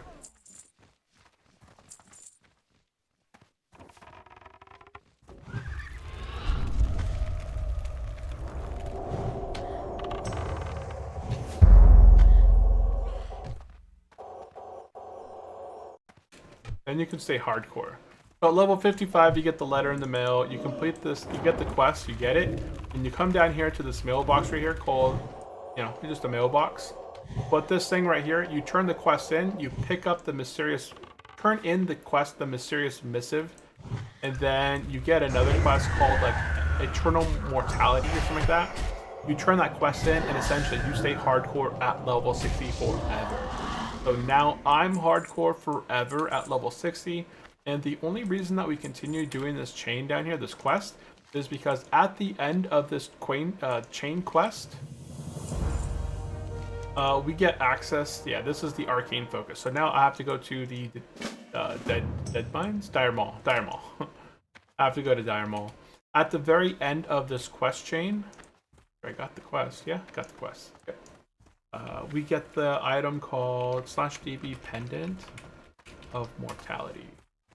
So at the very end of this quest chain, I get a trinket that gives me 44 to stamina, so that's 440 life, and -1 to spirit. So it's pretty much almost needed on hardcore side to raid, because that 440 life is huge for survivability.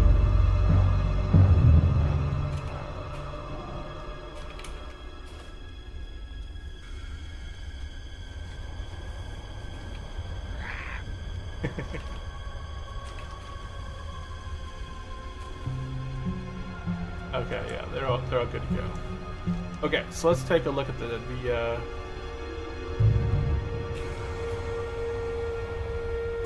let's see here. What quest can we turn in? I can turn this in Winter Spring.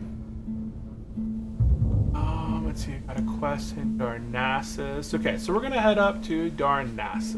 I'm gonna go ahead and use my tavern to head over to Guild Base, and then fly down to Feathermoon, and then fly up to Darnassus. If anybody has any specific questions, this is the perfect time to ask. The perfect time to ask right now. I'm going to just be handing out a few quests, and then I am going to looking for a BRD. So priest, and just that priest. What game is this? This is World of Warcraft. It has been out since 2005. It is now officially 20 years old, which is insane to think that a game 20 years old is still being played heavily today. But then we look back at Diablo 2. So I'm thinking back, Diablo 2 release date. Like, people still play, what's RuneScape? Is that another game? Yeah, I'm still looking at, like, Diablo 2 came out in 2000. So that's 25 years ago. And I still play Diablo 2. Tons of other players still play Diablo 2. Maybe not the original, right? They play the remastered version, Diablo 2 Resurrected. But it's still What talents did you use when leveling up the priest? I'm 45 and never once played WoW, LOL. Oh dang, I'm almost 40, but I played WoW a lot when I was younger. I think I started playing WoW right around when I was 20 in the military. It was just a nice activity to do. Instead of going out getting plastered and spending all my money, I would chill in my barracks room, play some WoW, talk to friends, and hang out. Yeah, I still went out, but not as often. It saved me a lot of money and issues, right? Let's see here. Asphyxia, welcome into the stream. Welcome back. Pretty sure you've been here before, from I remember the name. What talents did you use when leveling up the priest? So when I leveled up my priest, I leveled up as disciplined. And in terms of what specific talents I used, I'll go ahead and show you. Let me hop on this flight path real quick, and then I'll go ahead and show you. I do have both of my builds over in the Discord server if you guys are interested in checking them out. Oh, I have a quest here to turn in. So before I fly off, I'm going to go ahead and turn in this quest. People are dying right now. A level 30 druid just died inside the Wailing Caverns. Yeah, level 30 druid, probably trying to solo it. Up. That's Dire Maul. I don't need that.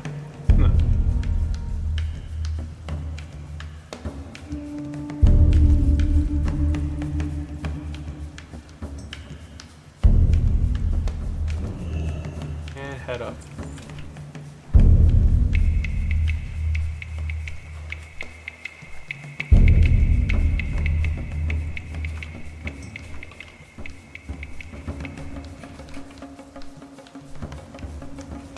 Okay, so let's go on ahead. Discord, do now. you have?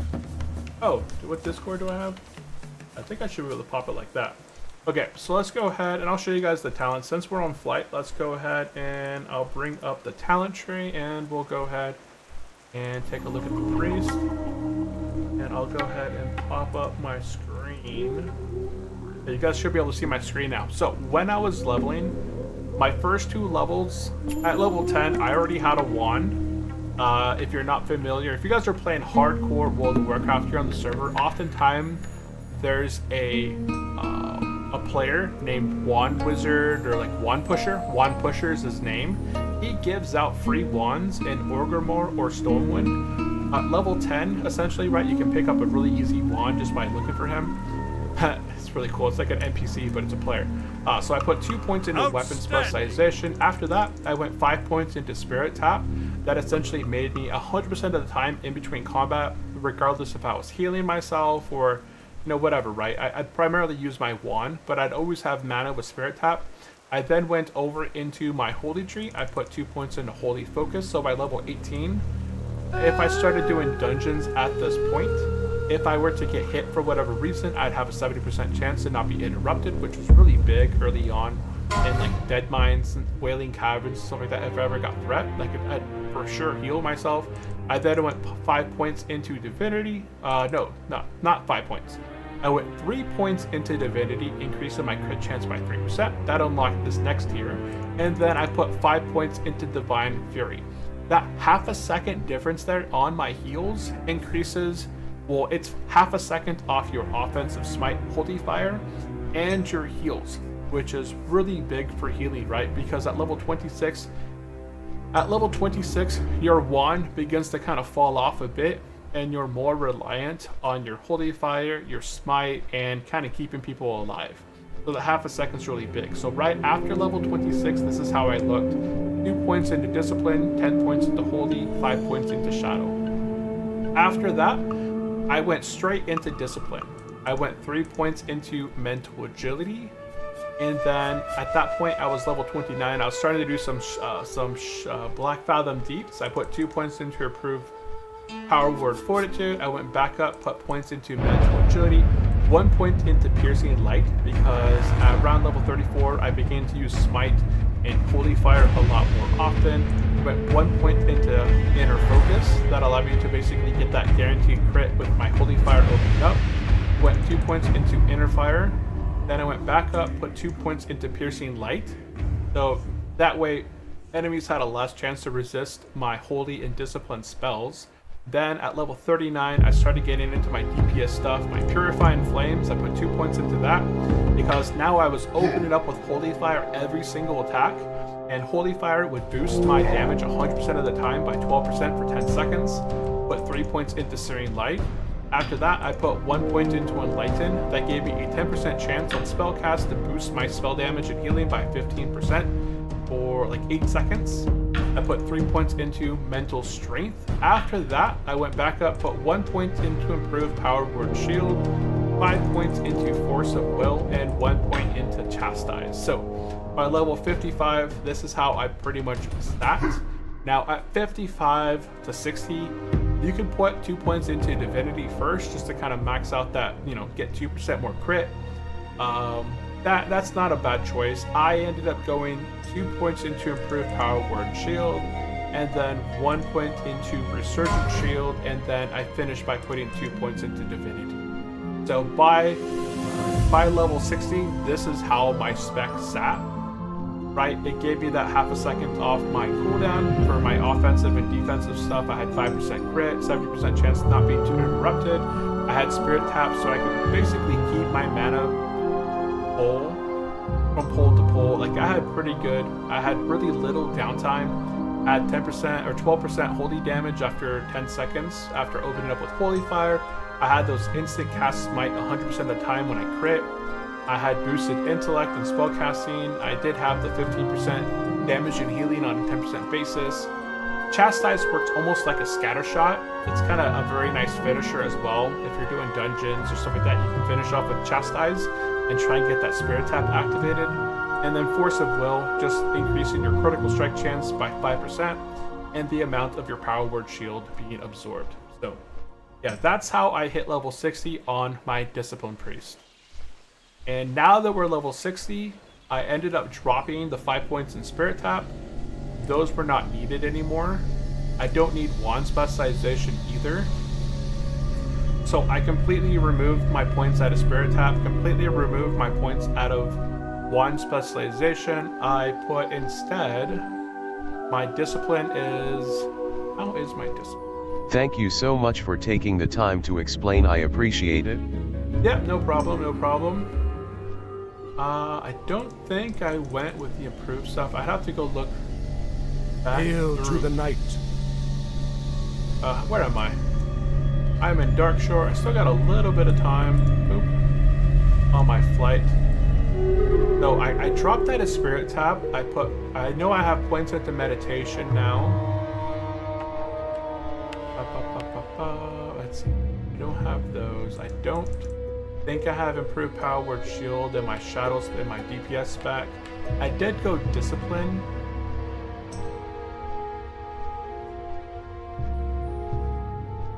Let's see.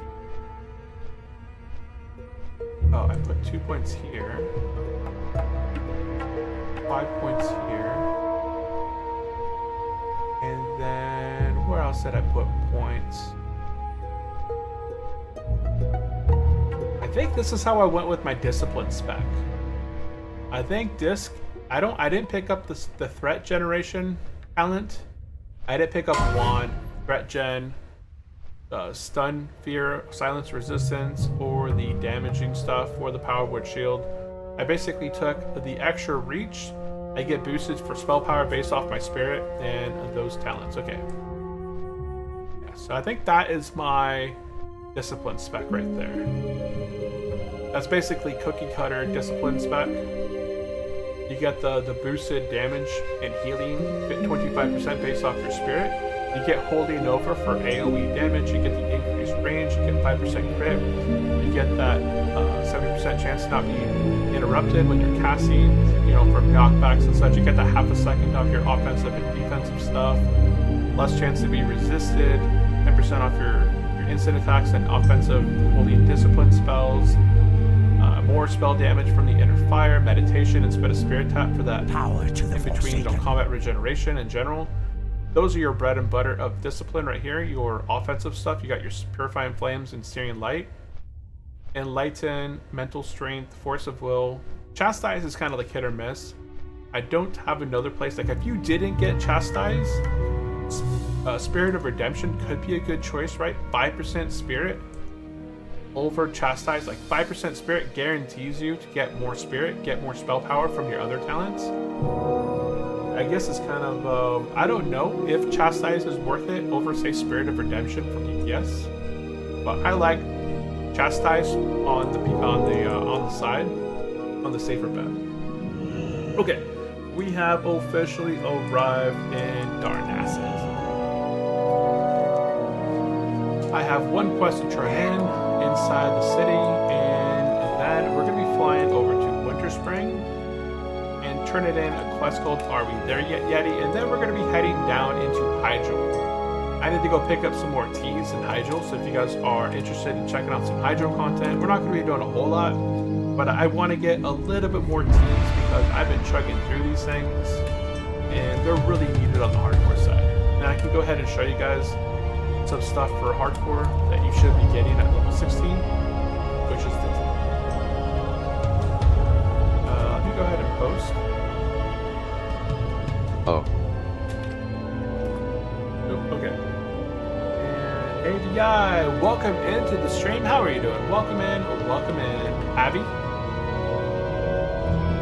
What's with the tears? Okay, we're gonna go ahead and turn in this quest that I've hated forever. Moral Drain. I'm gonna toss that quest in there. I can toss. This is enough to make a clip XD. This is enough to make a clip. Up and down. I am a dwarf. Okay, cool. Okay, got everything turned in here that I need.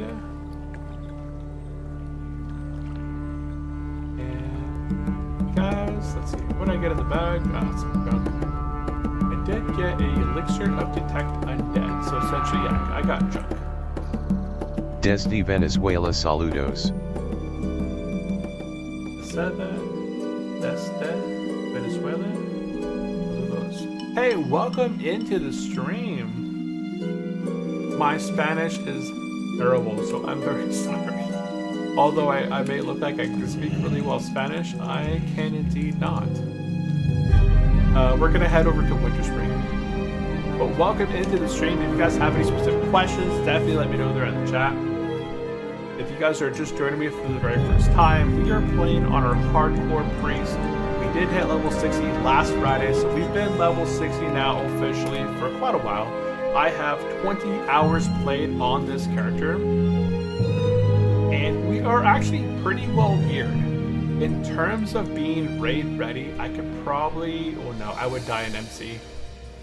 I would not want to go into Molten Core at my current level because I need at least 4,300 life unbuffed. That's kind of the grand rule of Molten Core.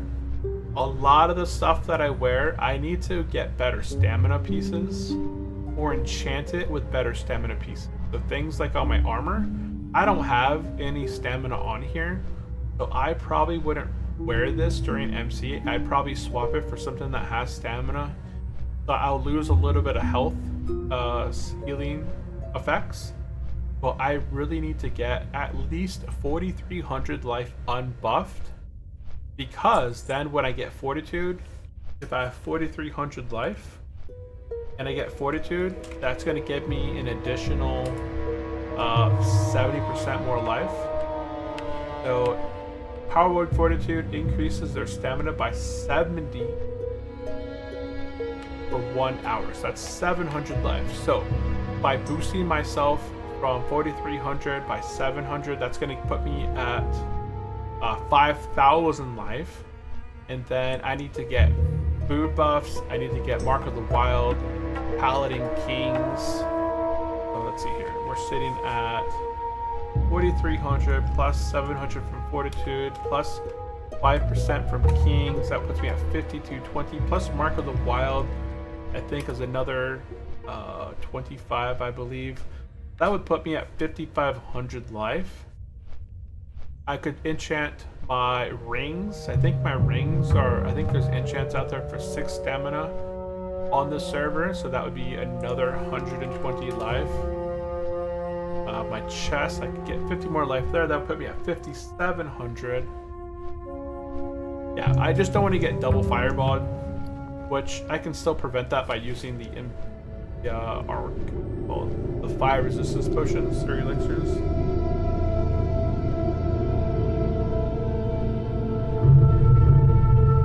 And let me see here. Miss anything specific? And Emery says, I'm 45, never played WoW once. I would honestly, like, WoW isn't for everyone. I would say that right off the bat. World of Warcraft is not a game that everybody can just pick up and enjoy, because there's different genres of games for sure out there that everybody kind of enjoys. Some people like playing those first-person shooters. Some people like playing like MMO kind of fantasy style games. Other players like the drop-down kind of style, like Path of Exile, Diablo, the Diablo style Path of Exile. There's tons of like the 3D isometric kind of games out there. What are other really popular games? I mean, there's so many different genres of games these days, which is just insane. But for the like Minecraft, this sim game, I played a lot of Minecraft. I think I streamed Minecraft for about 2 years before deciding that, hey, you know, I've been streaming hardcore Minecraft for essentially 2 years. I had multiple servers built, multiple worlds. I've died, I don't know, dozens times on hardcore M. And all in all, like, hardcore Minecraft was fun, but I'm not a really good builder. But once I got like heavy diamond or netherite gear, I had the best base I could get and I wasn't dying. I already beat the Ender Dragon, and all the initial like stuff in the game had been completed. There's nothing else in Minecraft to really push yourself to do more. You know, you hit the end game, you defeated the boss, that's it. Unless you're a builder, you can't really come up with a whole lot of stuff to entertain yourself. So it really kind of dropped off after that. Ani MC. Let's see. No one's on game right now.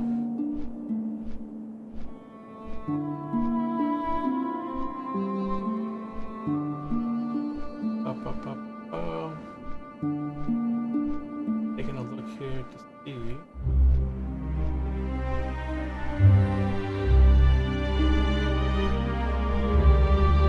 Okay, we're going to be landing here in Winter Spring. I got one quest to turn in, which is called Are We There Yet, Yeti? I'm really just trying to clean up my quest log at the moment, because the majority of my quests that I have, I kind of want mostly just dungeon related stuff. So eventually I'd like to go into Stratham and do all the Stratham quests. The Ecto Distiller quest, that's for my 0.5 gloves and belt.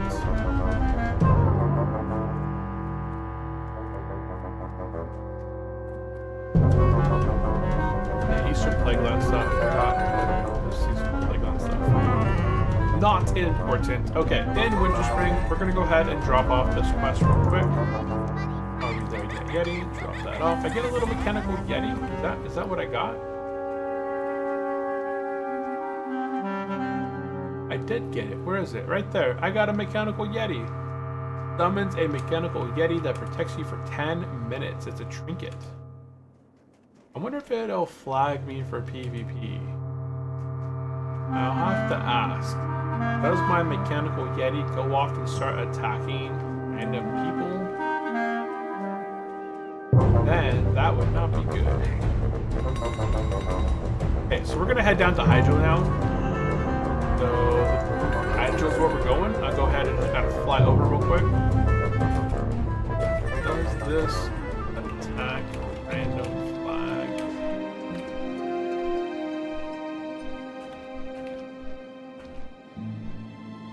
Okay. Let's see here. Mixia, we answered that question. AV popped in, said hello from Venezuela. Emery, I don't know if you guys are still out there. And Aniki is 58 on the hardcore server. That's gotta be crazy.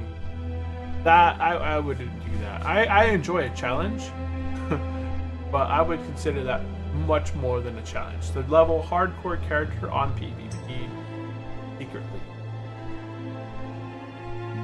And JDF, level 14 warlock. So who's a warlock? Who? Warlock 14. There's no players online at the moment, so they may not be playing at the moment. Okay, so here we are. We're going to be flying over the Dark Whisper Gorge. If you're a hardcore player and you're trying to access Hydro for the very first time, you have to go through the Dark whatever this was, Dark Whisper Gorge, and you go through here down at the bottom. After you go through these elites, you enter the gorge right through there into Hydro, and you're going to be following this road right through here. Look at this road. Let's see. Depending on where we're going to be going through, we should be able to see potentially the raid. Here we go. I think Emerald Sanctum's over this way. I don't know if we fly that way or not. Let's keep watching. Well, look at this place. It's been, I think I remember back in vanilla jumping the wall, and I don't remember if it had trees or not. Don't remember if it had trees or not. But this place definitely has mobs down below. You can see them right down there. There's demon mobs here in Hydro, so they're scattered all over the place.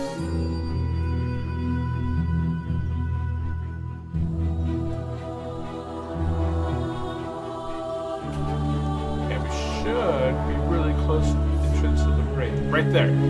So right there at the bottom down there is the Emerald Sanctum. You can see it right down there. You have to go down this path, loop down there, and right down at the bottom there is the Emerald Sanctum raid. It's a 40 man raid. It can be done at daily, like 25 players or 40 players. It does have some really good loot. If we go here to the Emerald Sanctum, it's on par with Blackwing Glare stuff. So my Paladin has this Jadestone Mallet right here. It's freaking nice. It gives you 10 stamina, 10 intellect, 13 spirit, but a whopping 106 the spells and healing does. The healing done by spells and effects. So 160 healing right there. Huge item right there. So they always drop this item right here, this Claw of Irenaeus, I guess, and then you can get this quest turned in. So really nice weapon for druids, I'd say. I'd say this is pretty best in slot for druids. 196 attack power, while the cat, bear, dire bear, and moonkin forms. 39 agility, 27 stamina. You got the Claw of Senthos. This is a nice fist weapon for rogues. I guess maybe hunters, potentially warriors. 56 damage per second, 24 attack power, 1% chance to crit. Reminds me a lot of the claws, fist weapons from CG. And there we go. We're going to go ahead and land here in Hydro. So here's a little quest area. Hail to the that light. is here in Hydro. It's completely custom. It is located right here in the Nordisil Glade.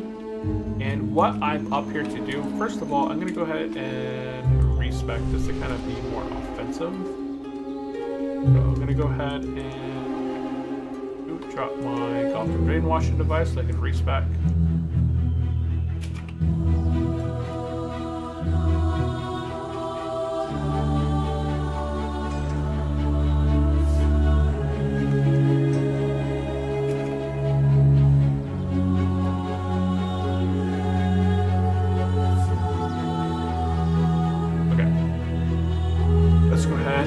respec ourselves to discipline.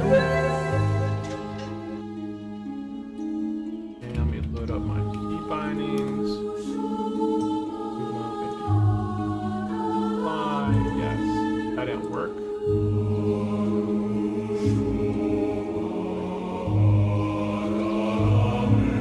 That worked.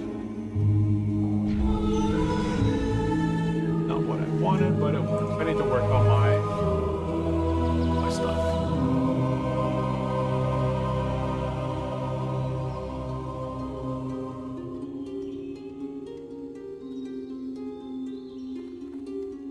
Okay, so we're just gonna go ahead and get.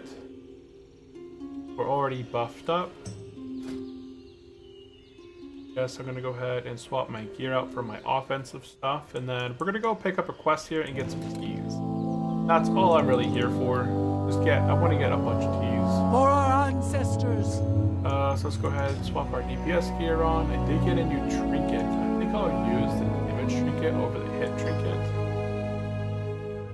I don't think I picked up anything else today besides that. Oh no, I did get the 2% crit. So maybe I'll use the 2% crit because this, whenever I get smites, I get the instant cast. The 2% crit is going to be better. And this is 18 damage and healing versus this one is 29 damage and healing. So I think that's actually better for overall.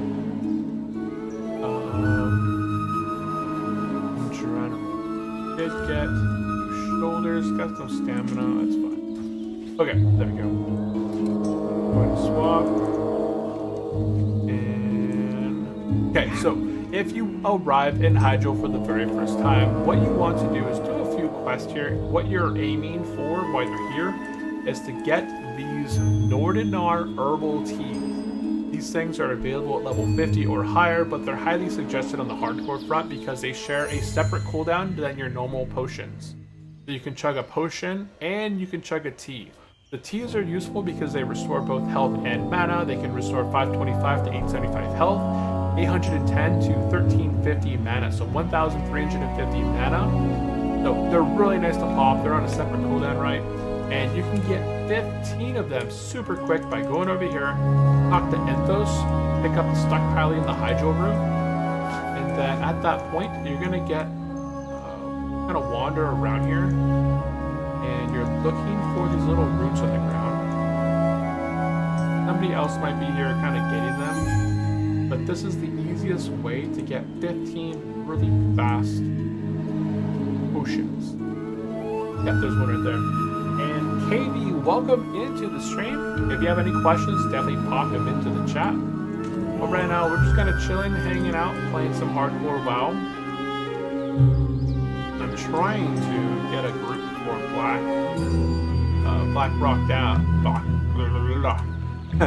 Black Rock Depths, so I can do the rest of my Ani and MCH attunement.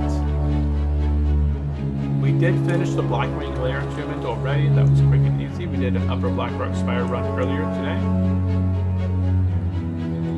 I think there must be somebody else over here doing this. I saw that hunter running around here. Now, usually there's one right here. There's one over there as well. The ambience is a little loud. It's a little hard to hear you. Oh, yeah. I have music turned up all the way. Thank you. Yeah, that was,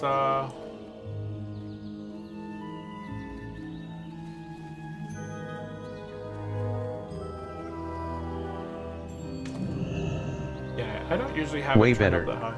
Yeah. I had it, I think I adjusted the radio. I was listening to the radio in game. And when you adjust the radio in game, it adjusts the sound volume for you as well. So I think that's what happened. But thanks for letting me know. That hunter's not here anymore. He's not going to try and steal this root. Okay.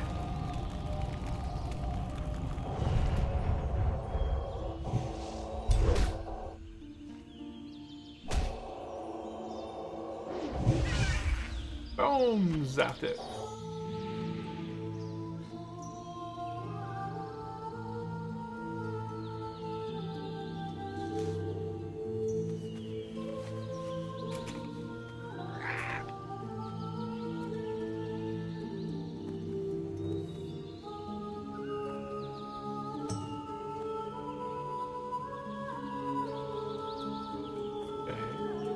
So we're still looking for this Hydro root. Yeah, that druid's over there looking for me too. So these Hydro roots kind of appear in different places, and you just have to wander around a little bit. You don't really have to kill a whole lot of mobs to complete this quest. Oh, there's one right here. See that? So all we need to do is collect 8 of these, and once we collect 8 of these roots, we are able to turn the quest in and get 1 large shard, which we are able to turn into 3 tiny ones, and each of those 3 tiny ones can be converted into 5 of the teeth. So I can get 15 teas in less than 5 minutes, right? Usually about 5 or so minutes for this quest. So it's Power a pretty to the quick way to just Forsaken. get potions for the raid. I chug them like candy when it's needed, you know, right? In combat, they're super useful.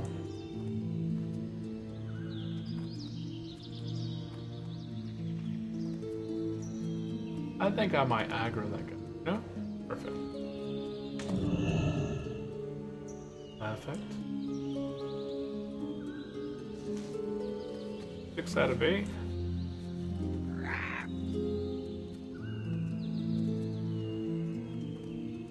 Look at that guy. He's got Thunder Fury right there.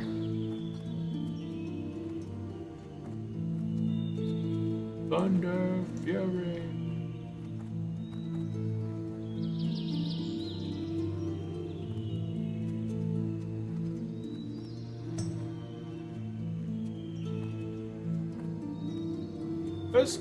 There can be a few people knocking out this quest. Okay, I see one right over there. No, that's not one. It looks like one. Oh, there it is right there.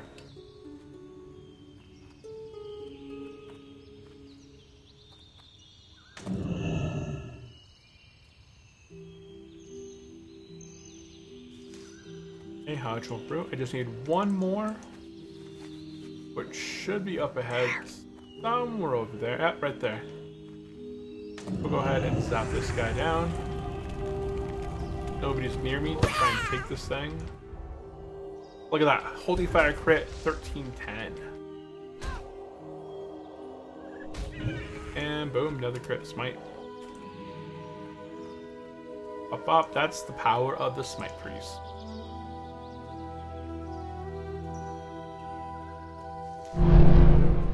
And completed the quest. Okay, now we can head back, turn this quest in, get our large crystal. And that is a quick way of just getting 15 teas. I can do this quest again. I just want to stack up a few teas. Now, you can also take out the eagles and the stags that are over here. If you collect 10 of their skins, I don't think I have a single skin. I really wish I didn't need this quest to pick up these roots.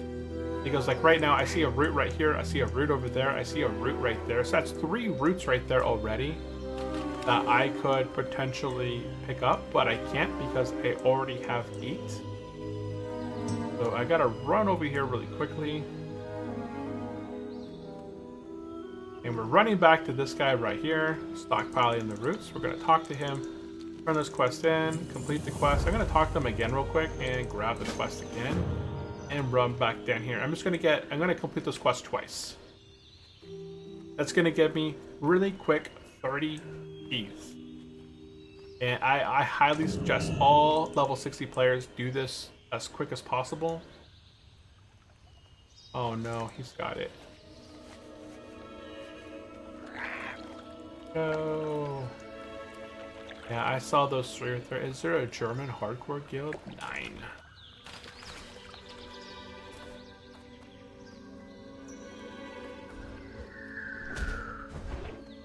There's another.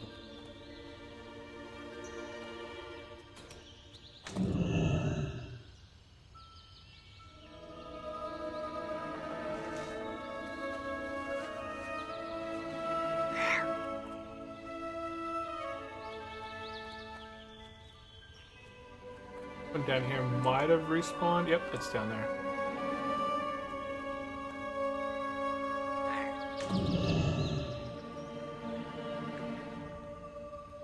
Oh, there's a Dire Maul West.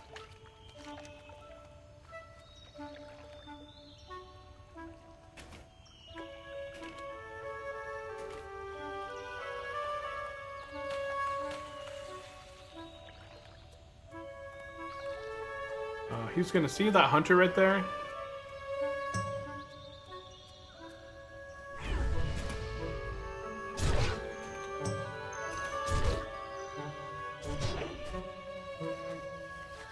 By the way, can you still see the hardcore chat once you hit 60, or does it disappear? No, because we are hardcore. We stay What a hardcore. nice looking zone. Yeah, it is a super nice looking zone. And I still continue to see the hardcore chat at level 60 because I am hardcore still. Yeah, so if you go Inferno, you will continue to see the hardcore mode because you're still a hardcore player. Dude, the warrior was taking out the owl for the root, and the hunter just rolled up and just ninja'd it.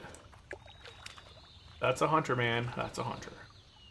No, because I stayed hardcore at level 60, I can still see the hardcore chat.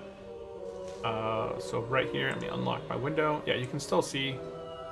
I'm still in the hardcore chat. Undying for 60 priest. Yeah, we're still in the hardcore chat, even though we're level 60 because we stayed hardcore. Can't go softcore, man. It's so... I don't know.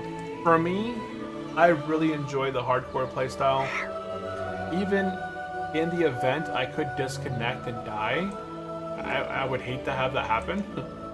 But why is that thing chasing him? Oh, he killed somebody in the over here.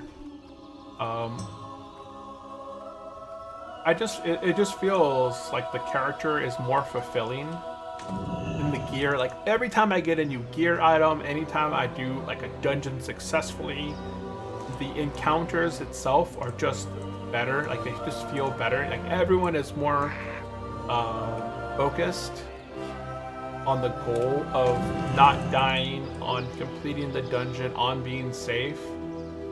For me, I hopped on my level 60 paladin that's not a hardcore player, and I tried to do a Nixie on him. We wiped 3 times, and then the whole raid called it. Like, that doesn't happen on hardcore. Like, if we're gonna go into hardcore and a Nixie, we're gonna knock it out. Or death. I need to get my mount. I thought I just saw one over here. Did I not see one over here? That is so weird. There's one right there. I don't know what's up with not being able to loot that other one, but I think it's this one. I got 3,000 life unbuffed. Not that good.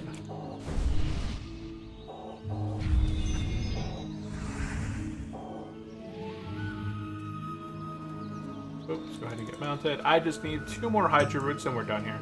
Yeah, it is a super nice zone. It is a very nice zone. Nice music.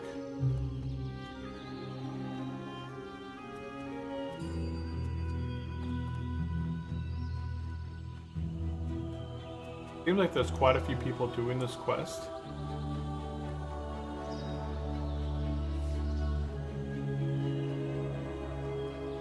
Oh, I see a root right there.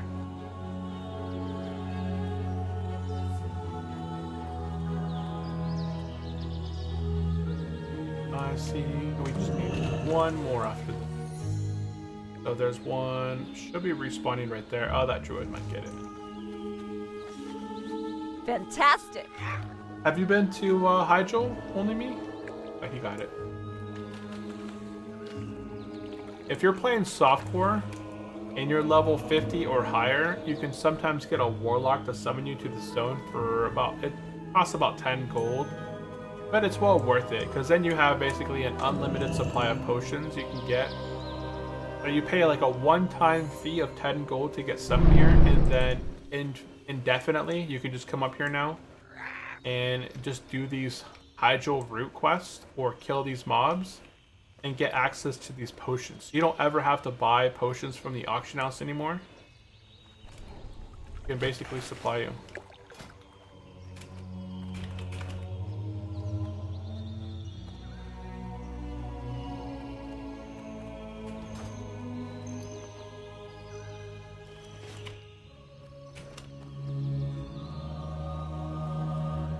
Okay, there we go. So yeah, we're gonna go ahead and turn in this quest once again. Every time we turn in this quest, it's repeatable. We get these bright dream shards. Okay, now that we have 2 of them, I'm gonna head over here to this guy over here. And he has a repeatable quest. And we're gonna go ahead and deharmonize them. And this turns them into 3 small shards. And now with these ones, now I have 6. I can head over here and talk to get some tea. So watch this tea. Boom, I got 5 tea. 10 tea. I got 17 total, but yeah. 22. I'm just gonna load up on this stuff right here.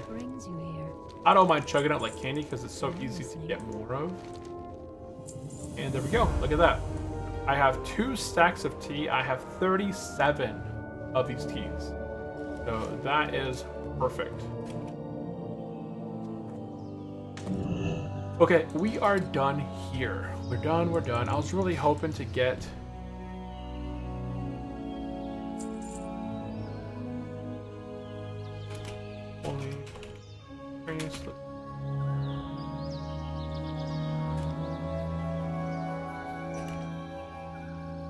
Let's see here. I don't know. This says natural damage by 9. I don't care much for that.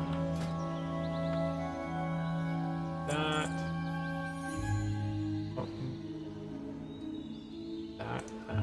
Black scale. I'll probably keep those for something.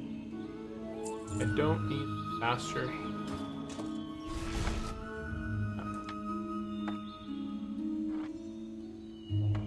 One thing I noticed when I swap my sets, that this is primary set, which is that. Okay.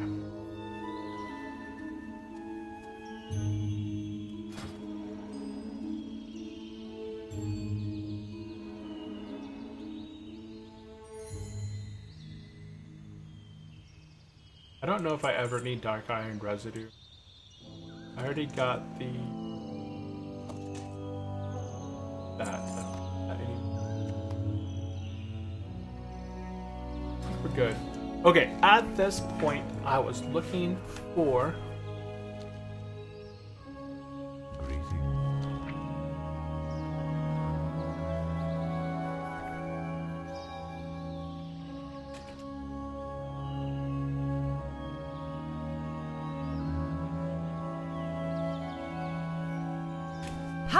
to the Forsaken!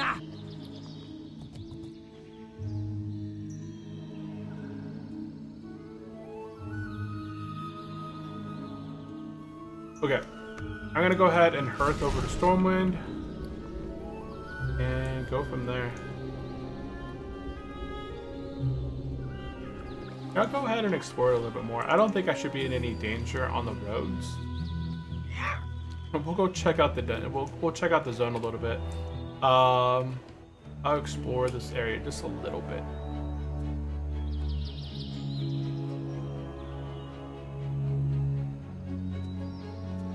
As long as we stay on the roads and I'm not too in danger, I think we should be safe. Famous last words.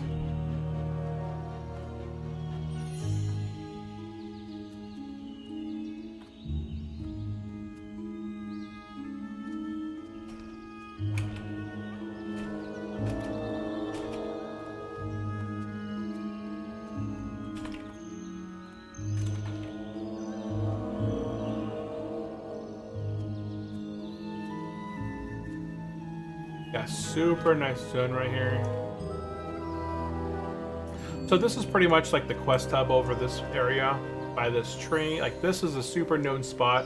I think during Cataclysm, when you got teleported into Hyjal, you initially started in this area as well. I kind of remember something very similar to this. There's demons over that way, and as you make it into this corner right here, you're gonna start going into the bleak hollow crater. Now, I think we should be able to slowly make it to the other side, but we want to stay on the road. There are tons of demons on the side of the road right here. There's a world boss in the middle, which we flew over in the past. Go ahead and run this way. Yep, you can see somebody else is over here just kind of chilling. Got level 61 demon right there, level 61 demon right there.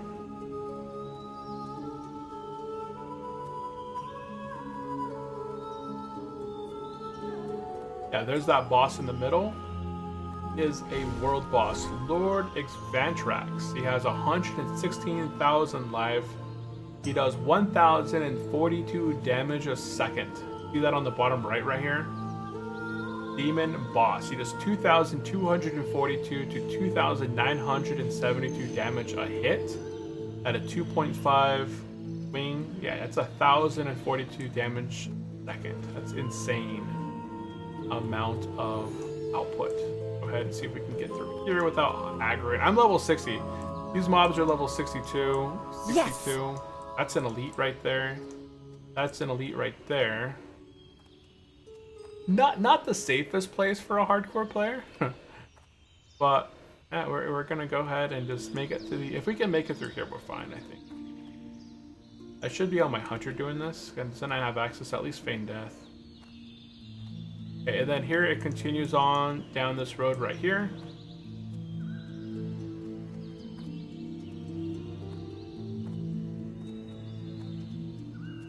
This is how you get into the Emerald Sanctum. So I'll go ahead and show you guys the raid. I'm not attuned for the raid. There is an attunement process that happens there.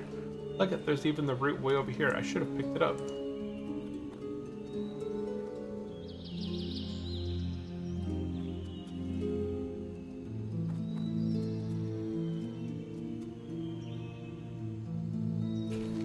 So we're going to be accessing another place I haven't really visited.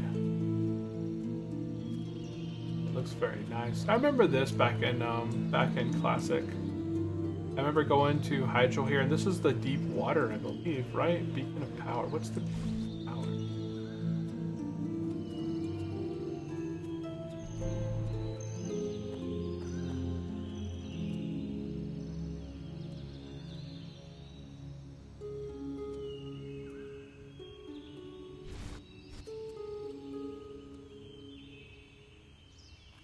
So there's some way this way. Gemstone deposit right there. This is kind of new area. I can't mine that. I think that requires 305. Now this place right here is a whole bunch of Furbergs. These are all level 62, so this is a custom little area. And I'm pretty sure there's a cave back here. Oh no, I'm thinking of another location then. Oh, there's elites here as well.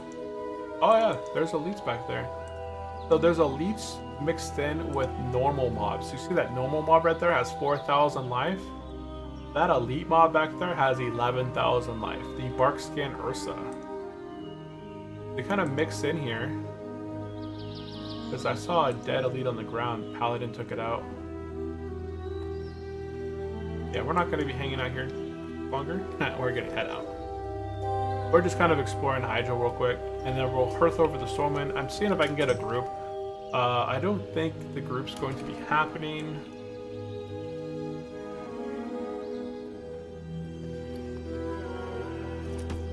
If you guys have any comments or questions for me, definitely let me know there in the chat. Right now we're just kind of doing some exploration of Hydro. It is a really nice looking zone. Hail to the night!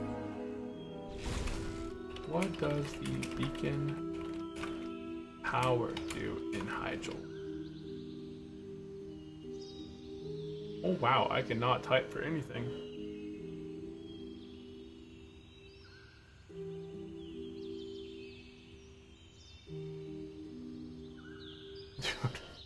Oh my goodness, I typed in chat some mega busted. But they're doing something. Oh, they're taking out boss. Don't be there. Oh, it's a boss. Boss, you will die for it for summons. Okay, yeah, there's a boss down there. This is, hey, don't go down there. You will die if it summons. Okay.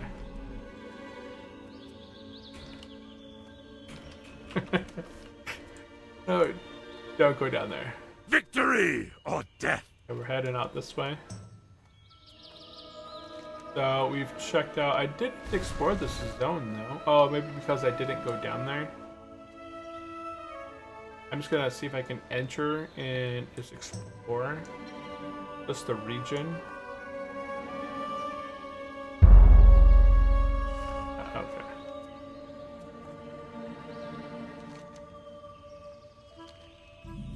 There we go. Circle of Power was discovered. There we go. I can see it on my map right there. There's a 57 priest over here grinding it out. Nice. Okay, so we have the Circle of Power located over here. We have the Barkskin Plateau. Let's go and check out this next location. This looks like a demon location. You can see that it's pretty well. Like, there's a lot of players here doing stuff. There's, what is that? Demon? So we're just kind of moseying on through, kind of taking a look at these zones. I didn't know your stream was gameplay. Very nice, dude.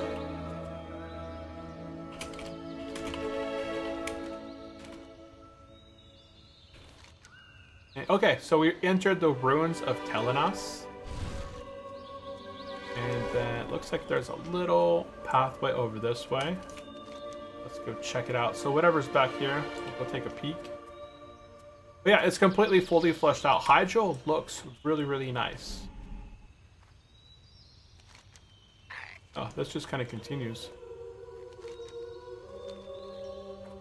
Yeah, see, if I had picked up this quest for the roots, I could have been picking up these roots along the way. I see a body right there. That's usually not a good sign. You can see right here, there's trappers. So some guy probably wasn't paying attention. Didn't notice that this place has elites mixed in with regular mobs. So that guy right there has 4,000 life versus that mob right there has 15,000 life. It's a berserker. So these guys are like on par with the ZG mobs. The trappers right here, the shadow hunters, will get you at range. The trappers will net you in place. Yeah, that is not a good place to be. This place is called Zulhatha, which is really interesting, right? It's kind of like Zulgrub in a way. But we're not going to spend too much time there. That's pretty much death. Okay, let's go ahead and proceed on to the next location. Oh yeah, the Emerald Sanctum. I think we should be able to see the raid right down there. So right down there at the bottom is the Emerald Sanctum. That is the level 60 raid. You do have to do an attunement quest chain. I think that's a 7-part quest chain. But it's fairly easy to complete. You just have to do Sunken Temple, kill an elite over here in the crater, and then you can get the attunement for that.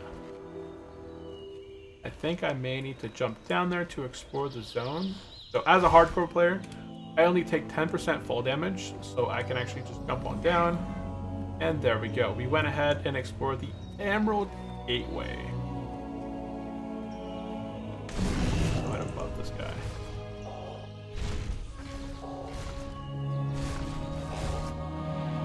He didn't want to buff me. Wow. What a druid. Based. Yeah, there's the Emerald Sanctum. Looks super cool. Let's go check it out. There's no danger. There's no danger by being in this zone. Like, people can wait over here for this raid to get built.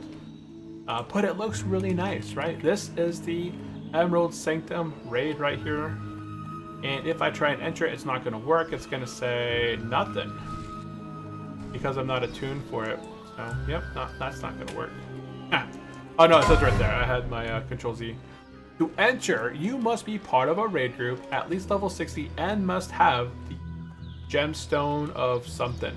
So I don't have any of that, right? I'm not in a raid, and I don't have the gemstone. We're going to go ahead and continue proceeding. I want to make my way over to these things. No, I haven't been those and got those quests yet.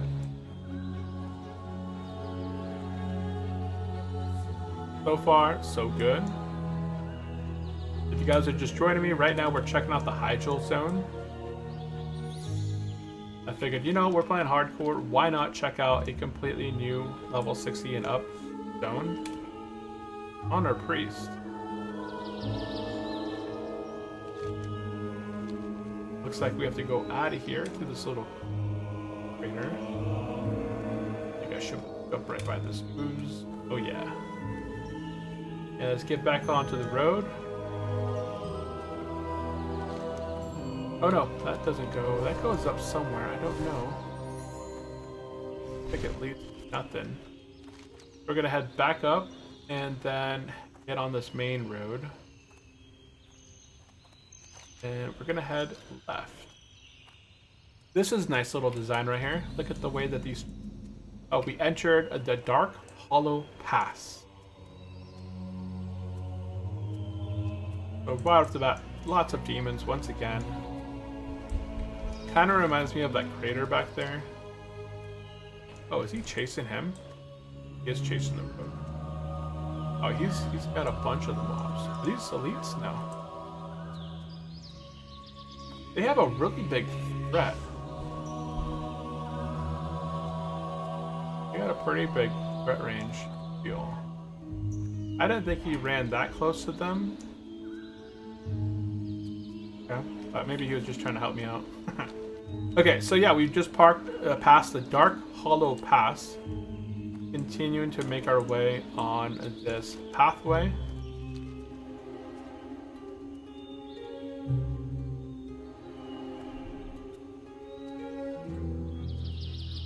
There's some mobs over here, a little nymph, level 60 elite. I don't know what it's there for, but just kind of hanging out. Look at this dragon right here. We got a red Melanstraza, red dragon. Hello, please be quiet. It is important that the demons don't take note of me.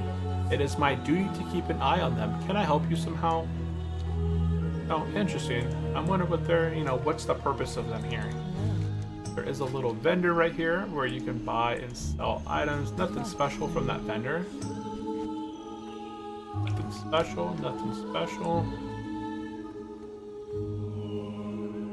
Working our way kind of down. There's some ruins over here.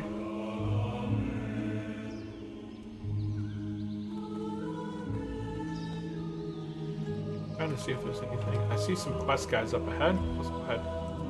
We'll look at what are these quests. I'm not familiar with anything here in Hyjal outside of the quest hub. There's some more Furbergs across the road over there. Looks like they're mixed in with elites. Mixed in with normal mobs. Okay, so these quests here. We must prepare to fight the corruption, manifestation of the nightmare. Gather 14 enchanted sludge from oozes. You get a bright shard. You have to kill a lot of oozes. That's 40 oozes to get one shard. Nowhere near as good as just getting 8 roots. This is 8 barkskin spirit beads and 3 misthoof antlers. And a shimmering ooze. So this is like 1 ooze, 3 antlers, and 5 spirit beasts from these Furbergs back there for 1. I don't know what that Ruin of Cerarius does, so I'm not going to click it. You know, I could click it and then get teleported to some place I don't want to go. I'm going to go ahead and just take a peek down here because I want to explore this map. Not exploring the zone. I should explore the zone, but it's not.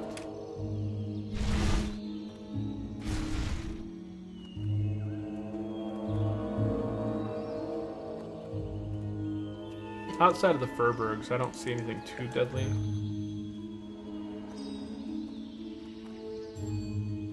I'm gonna try and run up here and try and explore. I don't know why it's not exploring it. Tazdingle! So no elites here at the moment, but we know there's a skull on the ground. Somebody's died there before. Yeah, we're getting into the elites. There's an elite right there. And there we go. Barkskin Village. We explored it. Yeah, that's all I wanted to do was explore that. I do see some thorium. I do eventually want to get engineering on my priest. That's going to be a while though.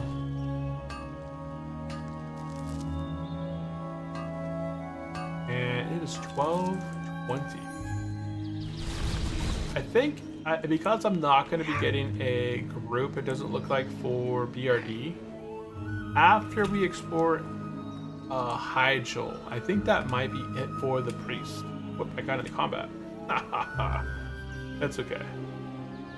It's fine. We're fine. Unless I get rooted in place, I'm not any big threat. We're going to go ahead, and that's it. Look at Hyjal. Completed the map right there. We explored every part of Hyjal. I'm just going to go ahead and take a look at these last quests real quick. And then I'm going to hearth out of here back to Stormwind City and do a quick thing in chat, see if anybody wants to do BRD. I'm looking for a full clear to get the MC and the Ani attunement thing. Suspicious Flora. Gather 8 samples of Hyjal Flora and bring them back. I don't know what Hyjal Flora is. Hyjal? I'm not familiar with the flora is. Have I collected some already? Nope. Okay.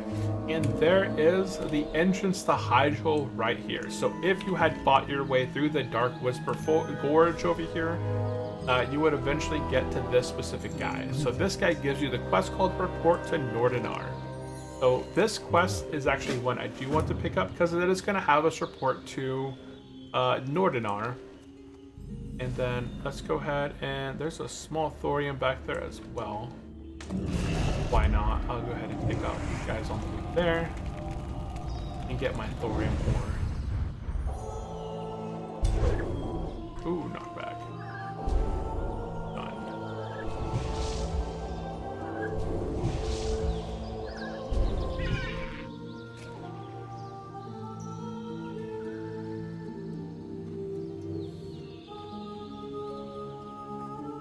I gotta turn this add-on off because this add-on does not work for... It's supposed to keep track of how much shield I have left in my Power Word Fortitude. It doesn't work. And I don't know why. I use Power Word Fortitude, it's supposed to say like shield 1,000 out of, 1,000 remaining. It doesn't do that.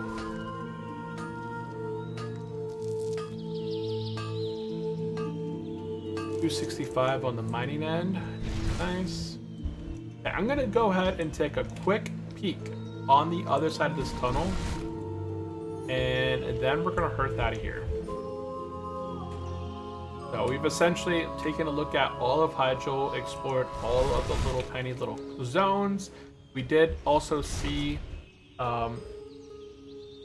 here is the raid, the Emerald Sanctum. It's a level 25 to 40 man raid. It's on par with Blackwing Lair. You wouldn't want to go there with MC gear if you're playing hardcore. You'd want to have at least completed Blackwing Lair. You can see somebody died right there. I don't know if there's any stealthies. That's something I'm going to have to be super cautious about. I know that there are stealthies in the zone. But yeah, see? This area is open. These are all elites. There is a rich thorium back there that I can't mine. Oh yeah, it's essentially death. If I head that way, I will die. Yeah, and people had to fight their way through here. The very first hardcore players at level 60 had to fight their way through the Dark Whisper Gorge to get into Hyjal. So they did have to get into Hyjal, but those first, few people that fought their way into this place, they made it in, and now we have people that are specifically set over here with like warlocks to summon people into this area. So as a hardcore player, you don't ever have to fight your way through there again. Just pay somebody to get a summon, or if you're a softcore, just pay somebody to get a summon up here. Okay, we've explored Hyjal. Let's go ahead and take a look here at the chat.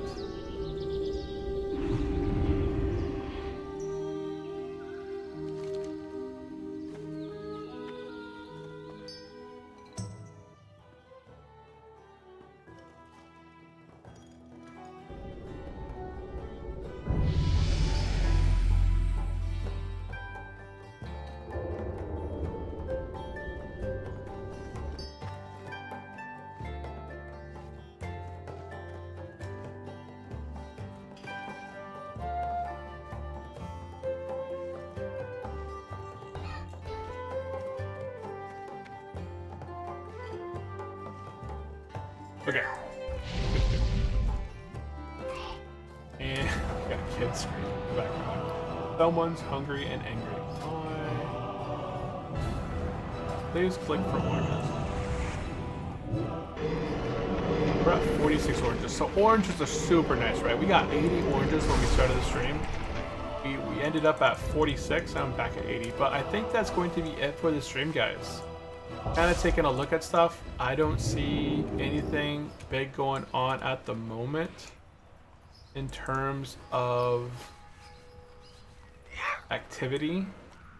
I don't have much I can do on my own that I really need to.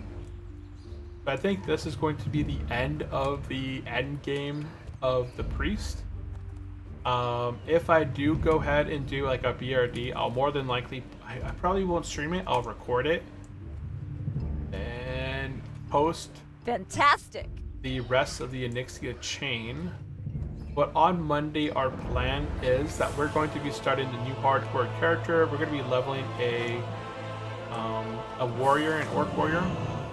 So this will essentially be the last live stream of the hardcore priest, potentially, unless there's, you know, some need to play it once again.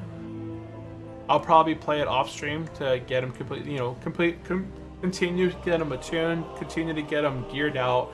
If he's needed for any specific dungeons or raids, I'll probably continue to do that. But on Monday at 9:30 a.m. Hey, get out of the way. Let me go ahead and get mounted. I'll be higher than a gnome or dwarf with this mount. Yeah, so we're going to continue our adventure. Look at the Neff and Onyxia head over there. We're going to be continuing our adventure on Monday as a hardcore orc warrior. So if you guys are interested in that, definitely follow along, subscribe, and, you know, hang out here on Monday. We're going to be starting our adventure at level 1 with nothing, right? Completely fresh character. That's always the biggest times for death, right? Especially on a warrior. But I've never played a warrior. Don't have much experience with them, so I'll have to do a little bit of research as far as how I want to level him, what kind of gear and stuff I'll be aiming for. But I think that's going to be it, guys. So let's do some quick shoutouts. We did have a lot of people popping in on the YouTube side and saying hello. We'll start off there. We had Bad Boy on YouTube pop in. We had the word, I cannot see that word. It was the individual from Korea that was coming in saying hello from Korea. They also played here on Turtle WoW. We had Lugout, we had Gash, we had Sretin, we had Boop Bop, we had Only Me, Andrew, Aniki. Aniki, good luck on hitting 60 on your hardcore player over on the PvP server. That's insane. JDF also has a 14 Warlock here on the PvE server, but they're doing slow and steady and exhaustion. We had Emery as well. We had Asphyxia. We had AV. And then on the Twitch side, we had Snow Chicken God, KB popping in, and Big Ape Gaming. So appreciate everyone who's tuned in today. If you guys didn't get a shout out, I am sorry for that. I try to give everybody a shout out there and appreciate everyone saying hello, popping in. But that is going to be it from me. I'll see you again on Monday where we're going to start our hardcore warrior. So I'll get that scheduled out. You guys can get notified when we go live, and I'll catch you guys on Monday's stream. Bye-bye. See you later. Adios.